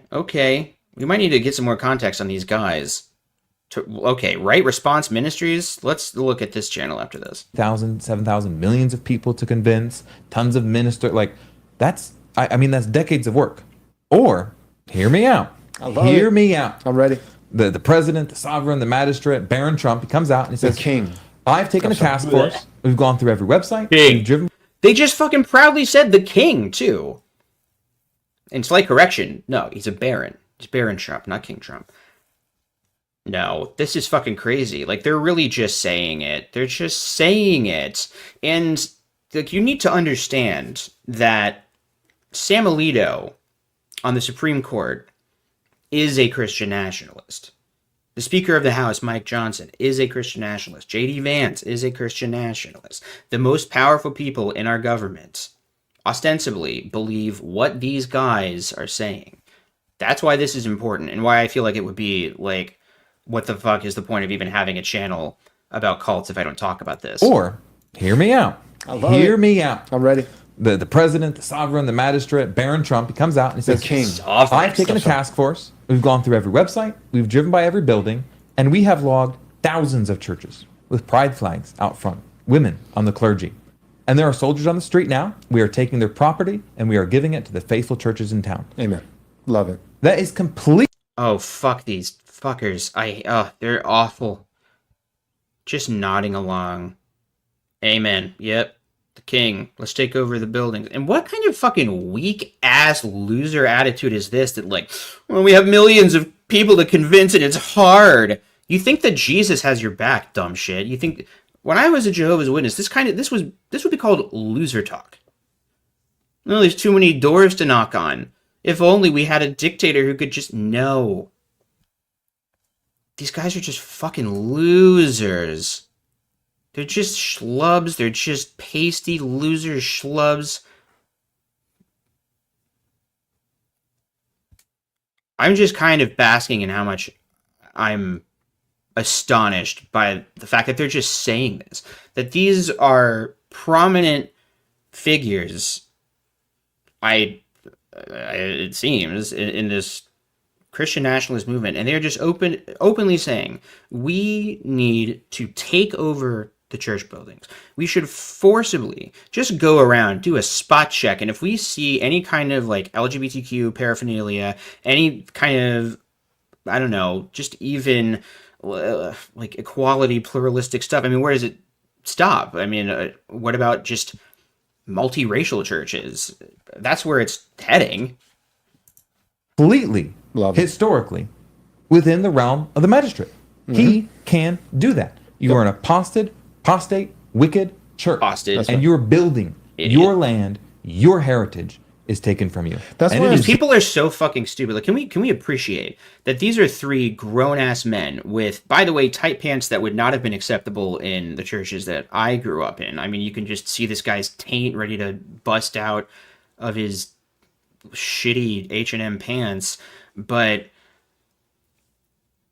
I actually got a little too distracted by the pants, and I forgot what I was saying. It's just, these guys, I remember now, they're stupid. All of this is because of their invisible friend, because they think an invisible man in the sky wants them to take over the United States and get rid of all the gay churches. Like, these are actual morons. Smart people don't think this way. They know that they're stupid. They know that they are seen as stupid. That makes them angry because the world is moving on from this kind of myopic view of the world. And the Christians are moving on. Christians are moving on from this literalistic interpretation of the Bible that excludes just well-established science and basic, the actual Christian message of love and acceptance. Like there is a backlash to this. These really are a shrinking minority in the grand scheme of things. And that because they are small-minded, because they are aware of the limitations of their beliefs, and because they know that they are driven only by hatred, they just lash out. Is given to those that will bear the fruits of it. That's why I'm saying, I know it sounds crazy, but when Trump and Vance were sitting, there on the second row in that pew, and Vance's wife is sitting next to him, and Vance's wife. Like, this and is I'm feeling sympathetic. I was like, no wonder she's a Hindu. She's a fucking name. What about Mrs. Vice President, dipshit? Usha Vance. He also just made a weirdly anti-Muslim kind of statement, seemingly. What? Like, this and I'm feeling sympathetic. I was like, no wonder she's a Hindu. I'm about to become one too. I think I might become one too. But in her defense, just real quick disclaimer, I think that she's coming along. Good. Okay, if you don't know, JD Vance's wife is brown and has not. I guess they just assume that she's not a Christian nationalist, but don't worry, everyone. I know that she's from the scary bad race and religion, but she's coming around. We're going to make her one of the good ones, okay? Vance has explicitly said that the kids are being raised Catholic and oh, good. But anyways, Thank God. He's looking over at his doting. They're so Catholic that the church literally, the fucking Pope died at just mere contact with JD Vance. Wife who adores her husband is falling from his a Catholic overdose. And looking over at President Trump, and meanwhile this hackling hen, this short-haired, Episcopal female priestess is arguing about, diversity is our strength, and we're mean and we're tyrannical. We need more immigrants, from the third world to be dropped on our doorstep to come like. I'm fucking loathsome people. Okay. They're talking about Marion Budd, I think, who was this Episcopal bishop who gave a speech at Trump's inauguration. That's really beautiful. If you didn't see it, it was very sad moment. She pleaded with the incoming president to have compassion. She preached like the actual message of Jesus in seeking out the lowliest, like helping the lowest on the totem pole, not the rich and powerful and privileged. Like Jesus was a radical figure. He challenged the status quo. He stood up for the sick and the homeless and women and people cast out from society. I think his feminism is overstated, but that's me being a snarky atheist. And they just dismiss all this with just their bitter hatred of other people just because their brains are fucking poisoned by bigotry. Just whiny fucking babies. What I just don't understand, I mean, I do, but I don't, is, like, if Kamala Harris won, it's not like she would have passed some law outlawing Christian nationalists. Like, if you believe in democracy, you believe in having the freedom to have your own religious beliefs. So we just looked at those quotes from the Constitution earlier, and even if you are dissatisfied with the status quo, that is what the status quo was. These guys would not have a successful fucking YouTube channel and the big fancy set if it wasn't for all of the laws that allow them to spew hate speech with zero consequences. They benefit from that. And now those things that benefit them, they want to take away for everyone else. Oh, and somebody pointed out, great point, that JD Vance is a very new Catholic. Hey, I pointed that out. Oh, it was you. I was muted, but Christina said it. I was like, who in chat said that? It was from my real life chat. The chat came straight into my ear. Yeah, he converted, what, in the last couple years? Yeah. And Donald Trump is obviously, like, he held a fucking Bible upside down. He said 2 Corinthians. He owned the Miss America beauty pageant, and famously has slept with many prostitutes and had many divorces. We don't have time to get into their crazy prophecies about why Trump is this pagan king set to whatever. All right. I have to take like deep breaths every 10 seconds with these absolute pieces of shit. Like locusts and eat everything that Americans have built over the last 2.5 centuries, and they're everything that Americans have built, but they don't mean that.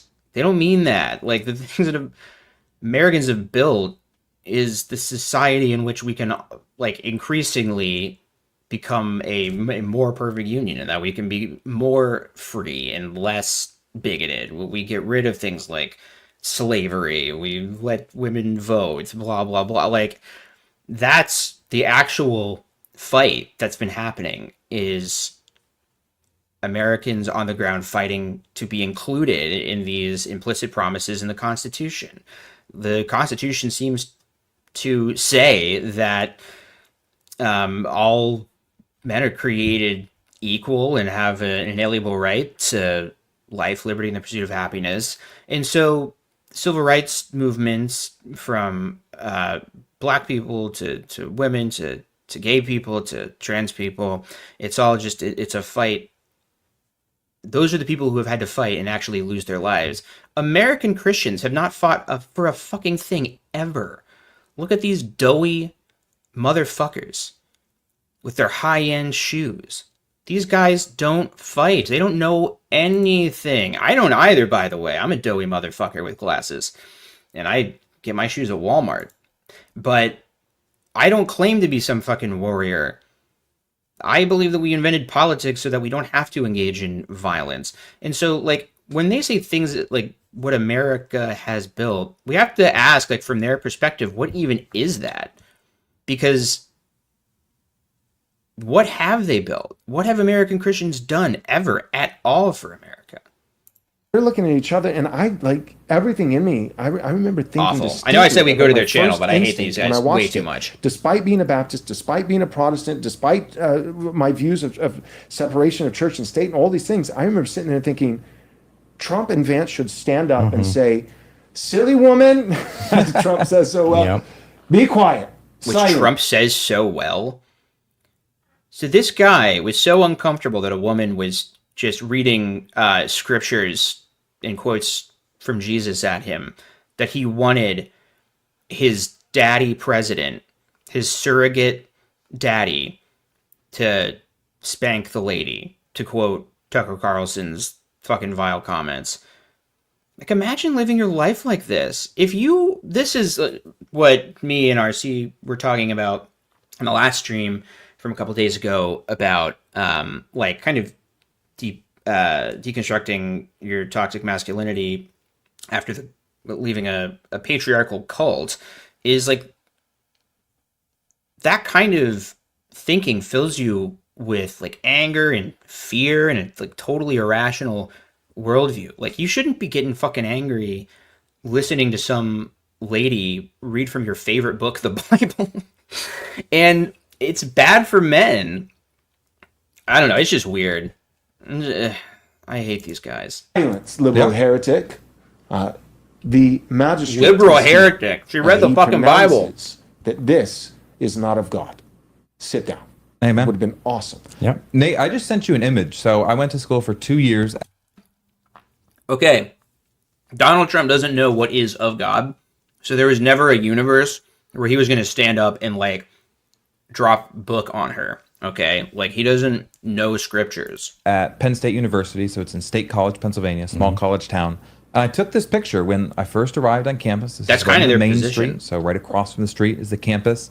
And then this is the church right across from there. This is in Beautiful. 2017. Love to see it. This is not 2022. 2017, I took this picture. This is a pride flag out front of a beautiful stone church that's hundreds of years old. Yeah, that was built by fucking slaves.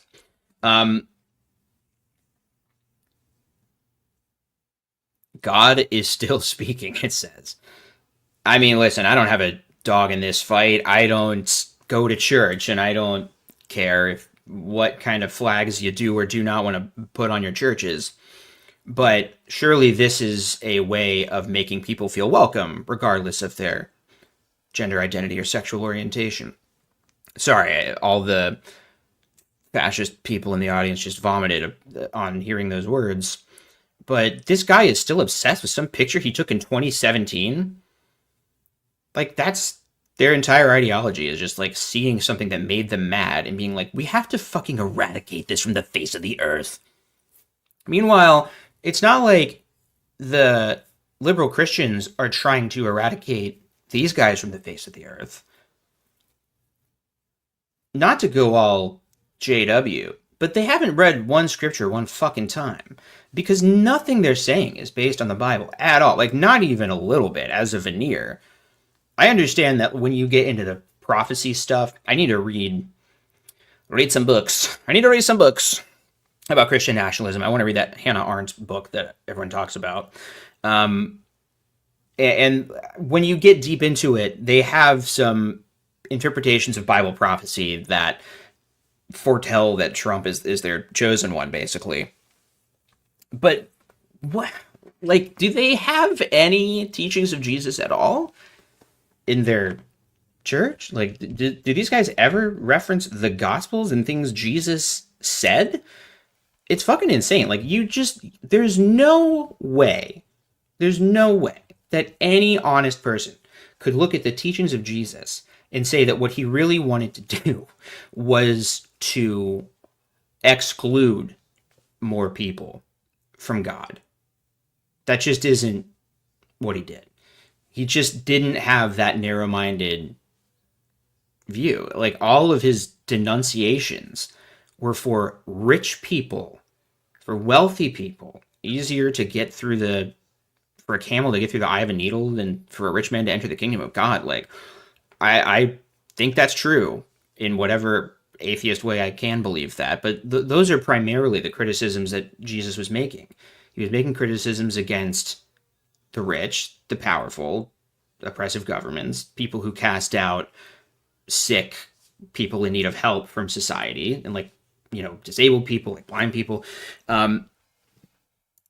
These guys don't really believe this shit. If they weren't Christian, they would say the same shit, but using whatever religion they happen to be as a defense. Well, that's why the question of when people, like, really believe stuff is really interesting, but kind of unknowable, because I think you're totally right. Actually, Hank Green just put out a great video about the way we as humans backfill who we trust.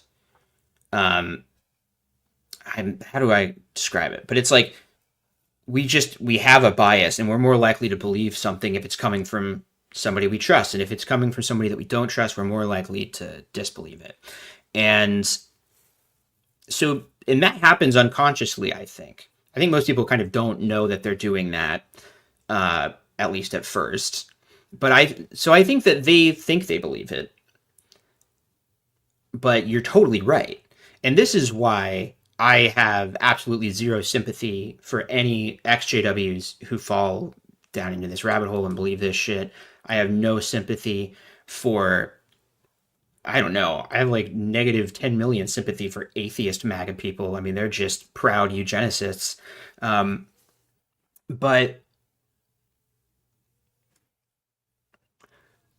like, that you're just being hateful first. Ex-JWs who fall for this stuff, like, they should know better.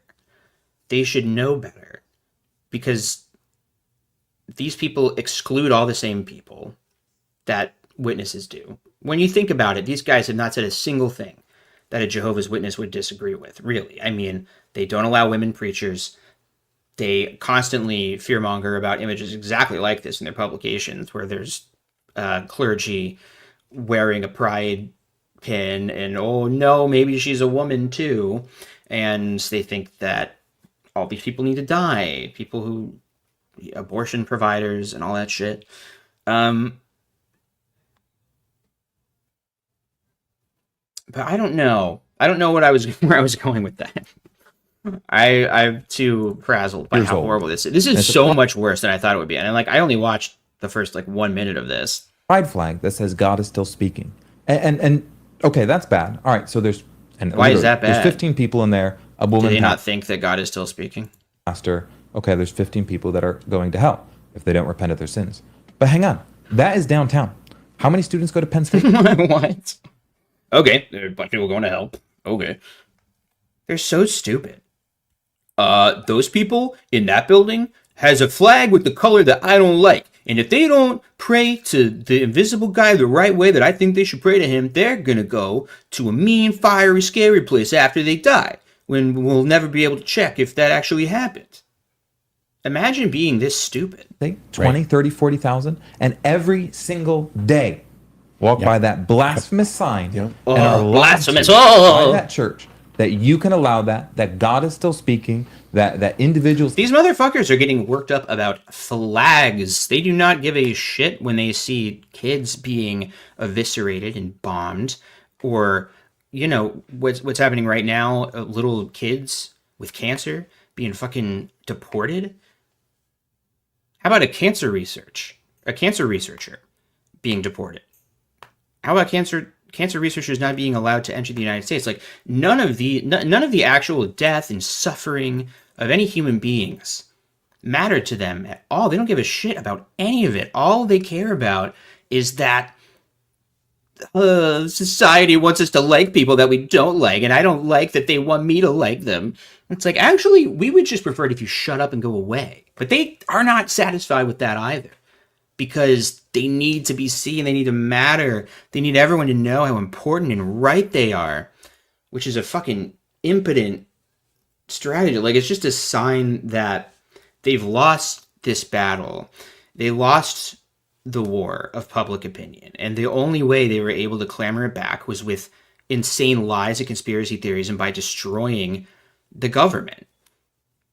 The world had kind of moved on from people like this, I think, an acceptable society, and in my opinion, the establishment, politicians and stuff, were just way too complacent about this really hateful, poisonous group that was just like festering the whole time. Villain of the year saying absolute truth. What's up? Oh, religion is a tool of control. It's not a belief system. It's an instrument for subjugation of others. Absolutely. That is what it is. That is absolutely what it is. The coalition of fundies and billionaire tech bros seems so unlikely unless you realize that both sides think they're using the other for their aims. Okay.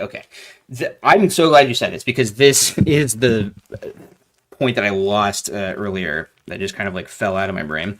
Was like, I have no fucking respect for any of these people, because their ideological enemies, supposedly, like atheists, believe the exact same things. And supposed atheist climate hero Elon Musk has thrown in his lot with, like, first of all, the most destructive, environmentally unfriendly thing ever, which is Bitcoin and cryptocurrency, which, you know, takes the power of a small country to power every month. And Elon Musk and the more high-minded people, like maybe Richard Dawkins is a good example. This guy has thrown in his lot with these guys. These are Richard Dawkins' fucking best friends as far as I'm concerned. They are rooting for the exact same thing. It's just only and all about hatred and grievance. These people were criticized on Twitter and made to feel like they were wrong about something, and then they made it their entire personality, and they won't rest until they're able to literally kill everyone who ever made them feel self-conscious. In this lifestyle are welcome.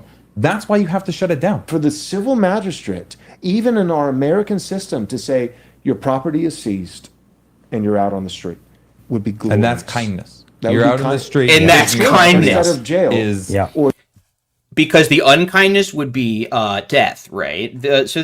How is this fucking allowed on YouTube? They are actually calling for the death of millions of people by what they said earlier. So they want the state, militarized state, to drag people out of churches and seize the buildings because they allowed queer people in them. Okay, yeah. Just like Jesus taught, drag people out of the churches. Don't let the wrong people into your church. That's what he was all about. I mean, I think that he would be weaselly about it. But him and I think Jerry Coyne too, and all of these anti-woke grifters, they're genetically modified skeptics. Just did a great video on this shitty book that they all put out where they're writing these essays crying about the fact that liberal institutions no longer saw them as credible because they became totally obsessed with wokeness and like trans girls in sports and some shit. So Richard Dawkins is just all about bolstering and these kinds of people. They're all united by this. Good God. I hate it. How do we feel about this? I don't necessarily want to only watch people like that. I want to find some goobers to make fun of too. And that is a united church. Yeah, man, these guys suck so hard. Is it only them? What were they called, by the way? They were called like the Right Response Ministries or something. Right Response Ministries.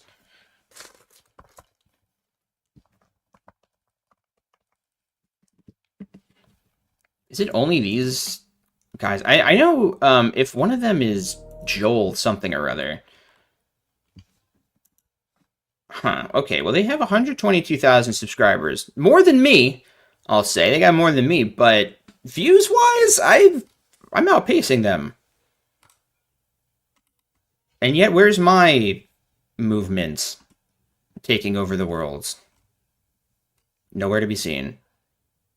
Okay, yeah. If it's just these guys, I definitely cannot handle any more of their stupid faces. Hey, what was that thing? I half saw a thing that I always meant to inherit. You know what? I will say to Sam Harris's credit, and it's not a lot of credit, so if Sam Harris was waiting with bated breath, he should keep baiting. I don't know if I used that word. Sam Harris is at least acknowledging that he was wrong to hitch his wagon to like the Jordan Peterson, Brett Weinstein, Joe Rogan type people, because and I looked at his Substack recently because I was curious. Sam Harris is a guy who I just am totally baffled by. I just don't understand him at all.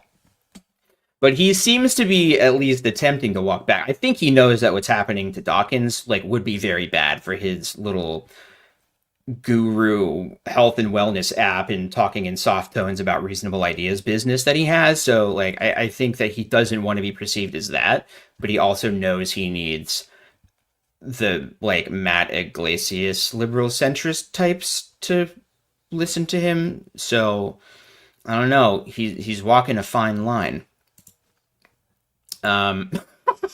You see a very funny search history here.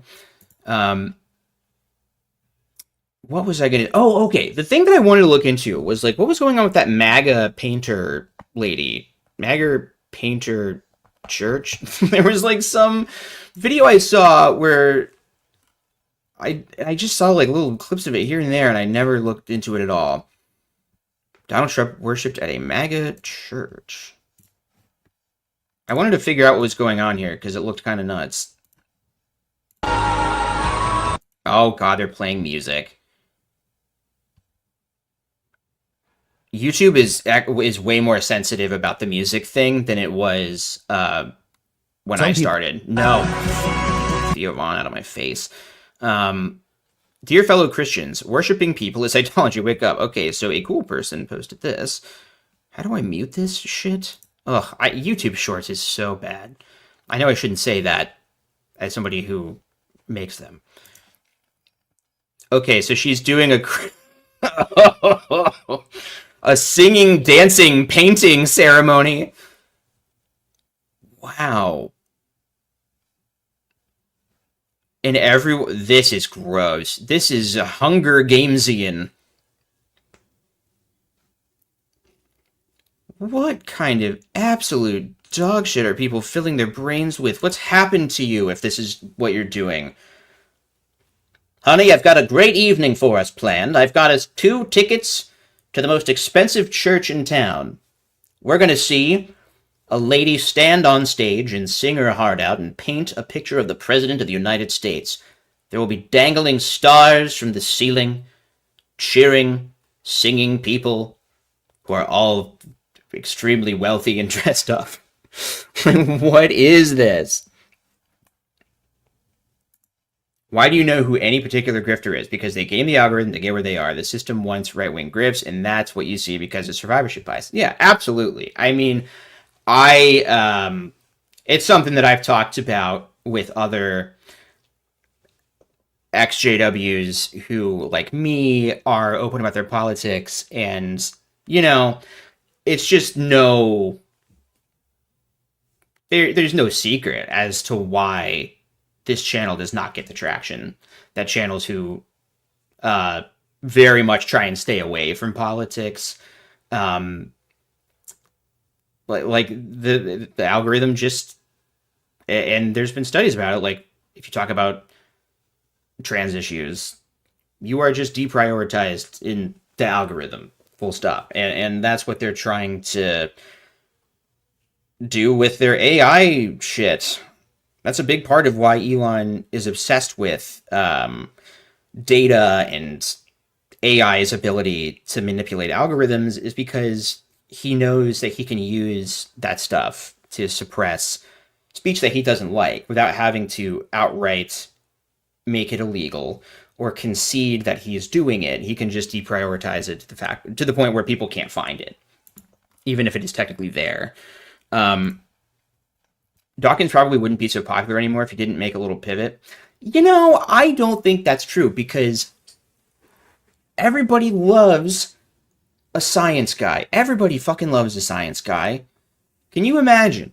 Like Bill Nye, a legend, a Chad who rules and is still out there, like, and he is an unabashed liberal. Well, I don't think that he would probably define his politics in that way, but, you know, he is a climate change activist, and so he talks about that. Like, when the presidential election happened, Trump thinks that climate change is a Chinese hoax. Well, who knows if he even actually believes that, but he says it and passes all this legislation to unravel climate change initiatives and let oil companies do whatever the fuck they want.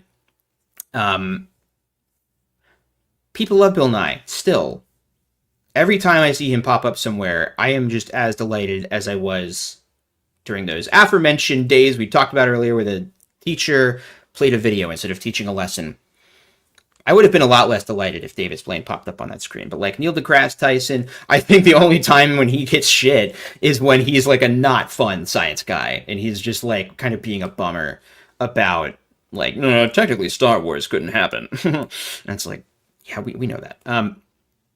But like Forrest Valkai, love him. He is, frankly, I think Forrest Valkai is a way more vicious critic of Christianity than Richard Dawkins. But he's just so charming and nice that it doesn't seem that way. Like, it doesn't seem as mean as when a, you know, just kind of a grouchy British guy says it. But if Richard Dawkins fucking practiced what he preached and went hard after Christian nationalists and the growing right-wing conspiracism in the United States, I think that he would have undone a lot of the damage he did to his reputation with all the anti-trans stuff, you know? But he just refuses to do that. Like, he and J.K. Rowling are on a yacht together smoking cigars, hating trans people until they die of an overdose one day because they hate themselves. That's just what their whole life is now. Don't become a right-wing grifter for the money. Oh my God. Do you know what fucking makes me so mad when I think about how easy it would be to do that? Because, like, I don't think that I'm, like, a great YouTube presenter, but when I watch a Steven Crowder, one of the most desperate, pathetic, and unfunny people I have ever seen. I'm like, I could do what that guy does. I could do it and actually be funny, but you can't actually. You can't actually be funny and be fascist because it just isn't fucking funny, and it requires you to have zero pulse on reality. But anyway, it's just like anytime people make that pivot, oh, it makes me mad because it's so fucking easy. And I don't think that Dawkins is like evil necessarily, but I think, well, I don't know, maybe I do. Who gives a shit? Oh man, genetically modified skeptic. What a Chad. I for a while I just kind of stopped watching a lot of atheist content because I did feel like it was so like Dawkins and Sam Heresy, and I just wasn't into those guys. And like, I know why I'm an atheist. I don't need to hear those dudes say the opinions I already have expressed back to me. They were never like saying things that made me like, ooh, good point. I never thought about it like that before. But then I was feeling super atheisty probably 2 years ago, and it was like awesome to suddenly find like genetically modified skeptic rules hasn't become a right-wing grifter. And then of course Valkai and Erica Gibbons are newer creators who make really cool stuff, and all those guys at the line are really good. And they're an antidote to that right-wing bullshit atheist crap. Oh, Aaron Ra, of course. How did I miss that? I was going to have him on the channel once and just totally fucked it up. Just like miscommunication in terms of scheduling and stuff. But he's the best, and he's totally unsparing in his criticisms. I love him. Oh yeah, I mean, well, that's the thing about Dawkins and Harris too, is like, because I did listen to a Dawkins book that I liked when I was first deconstructing from Jehovah's Witnesses, and I watched a lot of debate compilations of Sam Harris and stuff, and so I got the appeal, and Sam Harris has a nice voice. I wanted to like him, and then just the more I looked into it, where it's like, well, first of all, he started saying all this kind of anti-LGBTQ shit that I wasn't a big fan of, and Sam Harris lost his goddamn mind during Black Lives Matter, and just from my point of view went totally insane. What the fuck are we talking about? Alex O'Connor. You know, I have some skepticism towards Alex O'Connor. I mean, he is very good at what he does, but I do think he holds a candle for the anti-woke shit too much, in my opinion. Like, I think he's way more eager to agree with a right-wing grifter that the left has gone too far in some places than he is to affirm or defend any one belief in particular. Like, I feel like I no longer understand what his convictions are at all, other than I think that I should be able to have polite conversations with bigots and not get yelled at for it. Like, in his best moments, he's really great, and to his credit, he's the only person who's been able to really crack Jordan Peterson, I think. But I also just don't really get it. Oh, and I didn't mention my favorite guy to watch is Matt Dillahunty. Just, he's mad, I'm mad, but I'm not good at expressing anger at all. So I love watching him yell about stuff. If any one of those guys wants to adopt me, I'm in need of a father figure, and I often do watch these guys and think, wish that guy was my dad. And maybe that's my criticism with Alex O'Connor. He's a little too young to be my dad. No, he's just the best, man. Supposedly, Candace Owens doesn't support Trump anymore. Candace Owens is a fucking talented grifter. She's an insane, evil Nazi. She, I believe, does support Trump, but she knows that shit is just no longer profitable to her. Like, the Daily Wire is crumbling, right? I haven't really looked a lot into this. I think that Jose, one of my favorite YouTube creators, if you don't watch his videos, his name is just Jose. His videos are a lot like Sean, which were, and those two channels were really what I based my early videos on. He, I know, has a video coming up about the Daily Wire crumbling. I'm really excited to see that because I haven't looked too much into it. But I think there's been some like reports about how Joe Rogan's falling in the rankings, like Midas Touch has surpassed him. Daily Wire is going bankrupt. Who the fuck is Steven Crowder anymore? Nobody cares about him. Nobody cares about Dave Rubin and that ilk. And so that is why I do have a skepticism of Sam Harris, is because his pivot does seem to be very convenient from a branding point of view. The genius of Candace Owens is, I think she recognized rightly that when your party is in power, people don't feel the need to watch your videos anymore because Republicans are great at criticizing the Democrats. Like, that's what they're built to do. They're built to be an opposition party. They're really not built to be a governing body, not non-JW connotation. And it's why Republican administrations often end with a worse economy than they started historically, is because they are better at being opponents than they are at being proponents for anything. And the byproduct of that, and I think I just notice it as a consumer of news media, is like when Joe Biden was president, I consumed less political news because I was worried less about the status quo. And when I started to tune back in was during Israel-Gaza. And of course, I tuned back in only to be disgusted and horrified with the fact that we kept funding it. So from a business strategy, it makes a lot of sense for Candace Owens, who really reached peak Hitler in her career. I mean, you can't go any full-blown, you can't go further to the right than she's gone in any of the things that she said. And now the craziest people who agree with her are in power. So it just cleverly, she has pivoted to just being a pop culture commentator who like reacts to ongoing trials of like celebrities and stuff. And I think it's gross, but it's smart. She's a scary person. She's very scary. No me gusta.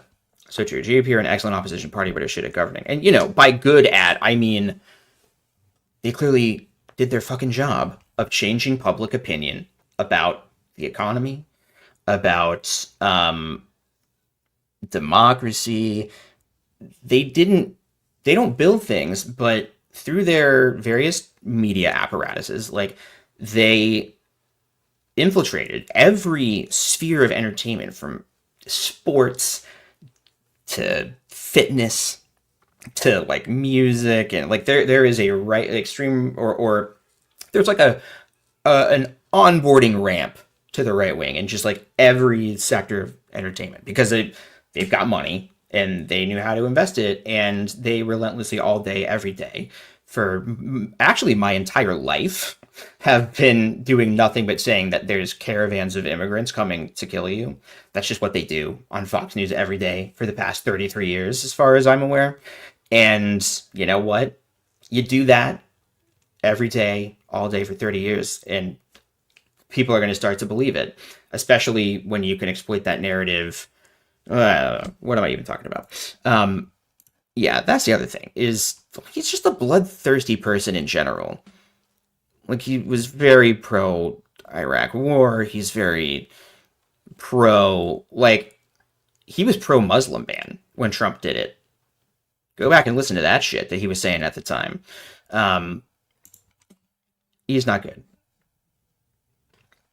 Okay, well, this is great. If you enjoyed this, first of all, I always forget to play this, but we were in the politics corner. It's difficult not to take sides in politics. It's very difficult because we are aware of the issues.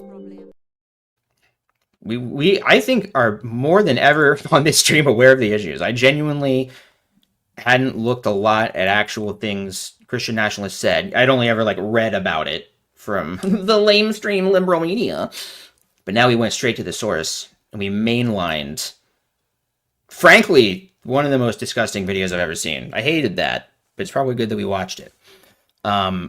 If you want to see my next video early, which is me kind of doing the alt-worldly video debunky thing, but with a Mr. Elon Musk interview that I've been obsessed with for neurodivergent reasons, You should watch that. It's not done yet. You could see a work in progress. And thanks so much for tuning in. This was really fun. I have been struggling to get out of my funk. Talk to Brother Funk. It's me. I'm Brother Funk. It's a callback. That's a very niche callback. So one of my edits I've done. And like yesterday, I got angry to the point where I was crying because I was just so fucking mad. It was the reading about the 2-year-olds getting deported and shit, and I started to think about, frankly, a lot of people in our community who use their platforms to proliferate this stuff. I'm not talking about just like React Tube kind of stuff like that like Panda and them do. Like, that's not what I'm talking about. I'm talking about the actual crazy right-wing MAGA XJWs who apparently watch all of my streams, I've recently learned, and are very interested in them. I just got so mad I couldn't fucking deal with it. But every time that happens, I take some time. Here's what I do. I take the dog out. You saw Peach. How mad can you be when you're hanging out with that dog? Not too mad. And talk to my wife, who obviously shares my opinions, but because she is literally a social worker, is smart and calm and more compassionate than me.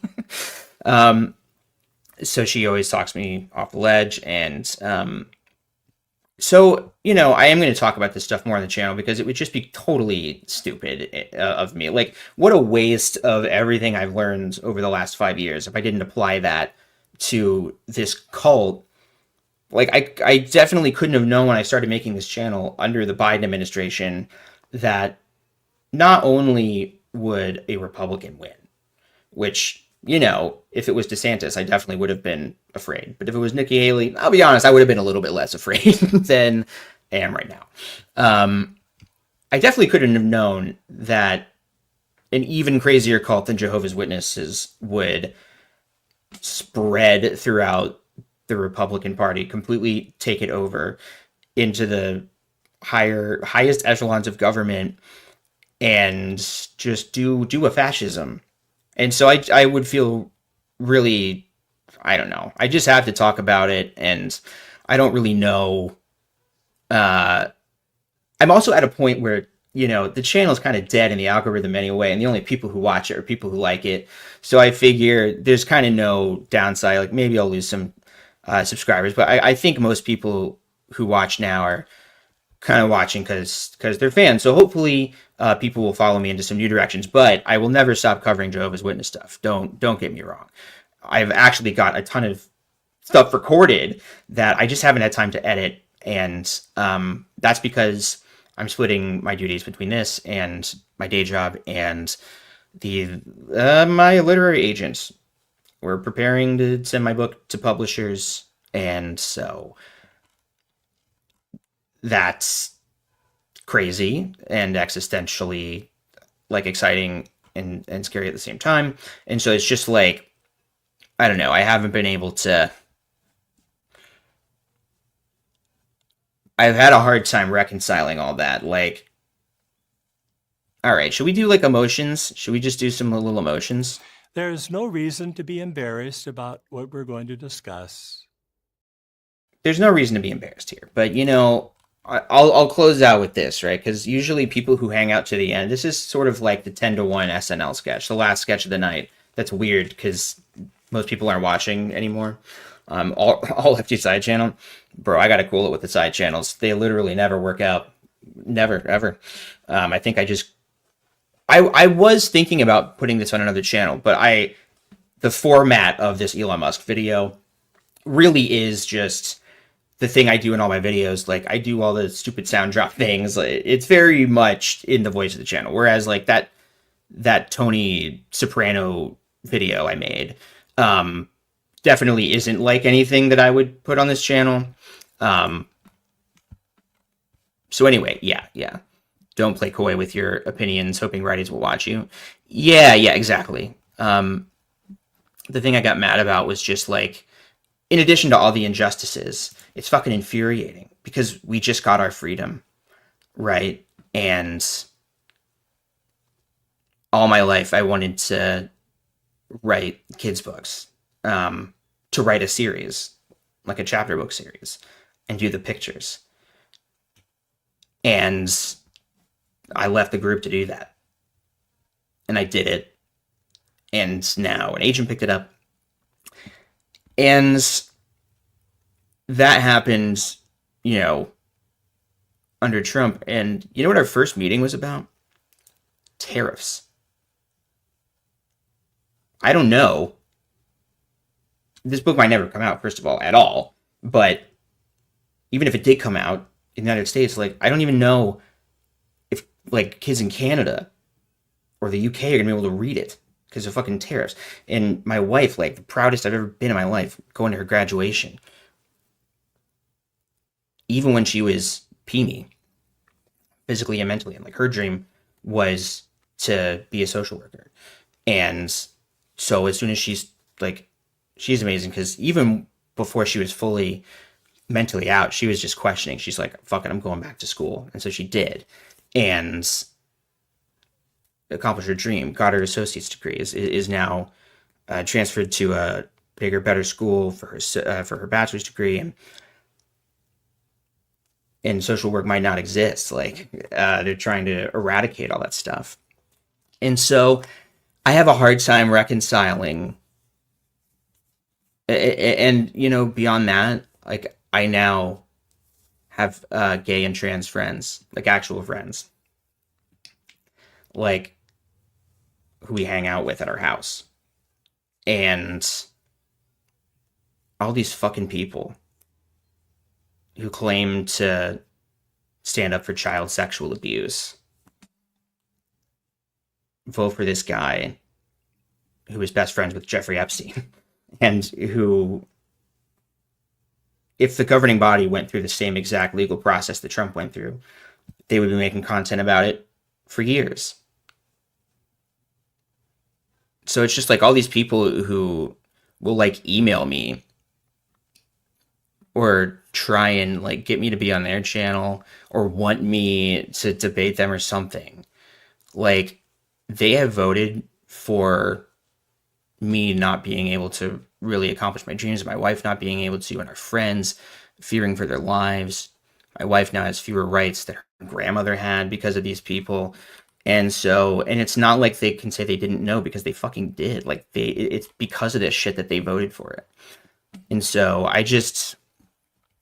it kind of goes back to that thing that I've talked about before, where it's weird to kind of have to process anger for the first time, because I wasn't a very angry person in the group. But I'm working through it. We're working through it. And so if you feel like that, if you've been feeling just frustrated and mad at all these people, you're not alone. And I just don't know how to deal with it. And it was probably a bad idea to even mention it here, because maybe it'll give them some fuel. But the good news is I don't actually watch their channels. I don't know about it unless somebody tells me about it. Well, that's cool to hear.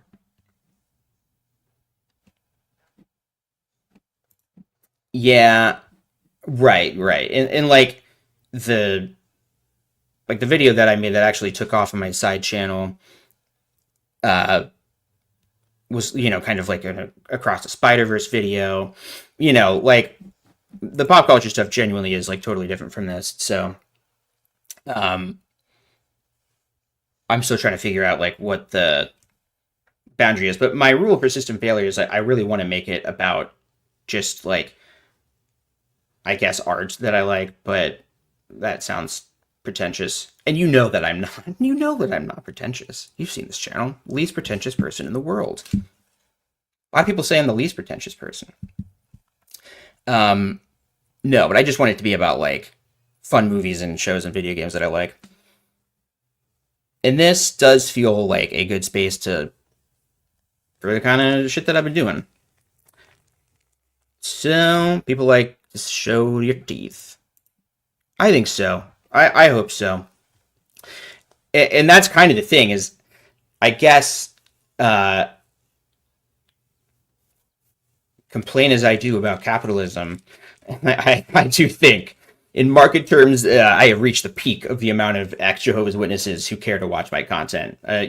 More and more exist every day, which is why the channel grows slowly and steadily. But it just, it's taken me years to get to this point. And there's never been some like big explosive moment. It's just kind of been slow and steady. But I do think that there are more people who are going to be interested in figuring out how these groups work and why and the tactics they use, and not even like for edutainment, just the catharsis of seeing someone rip to shreds somebody who's saying some bullshit. So I'm hoping that pays off. But so far, every time, it is not. So I'm just really happy with it, and I think it's a good video. Anyway, thanks for tuning in. All worldly XJW reaction videos I'll watch. I know, but I've made a solemn vow with myself not to do that. Boy, oh boy, is there drama we could react to. No doubt about that. Yeah, exactly. Like, we just have to. This is the knowledge base that I've been acquiring over the last 5 years, and this is all I think about now. And like the same exact fear and anger that I had about Jehovah's Witnesses, I can discuss this stuff without really being triggered too much now. I'm pretty flippant about it.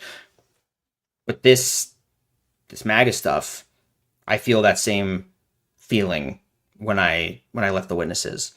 And so I gotta chase that. And I think the benefit for people who, specifically want to see XJW stuff is like, I'm always gonna tie that in.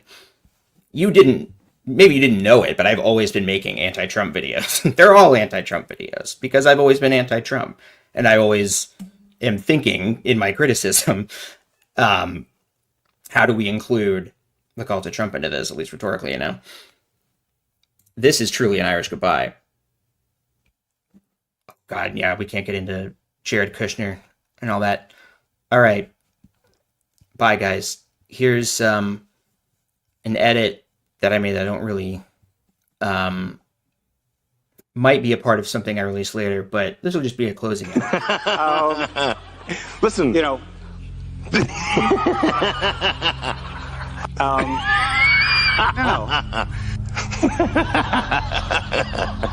Yeah, all of that. Yes.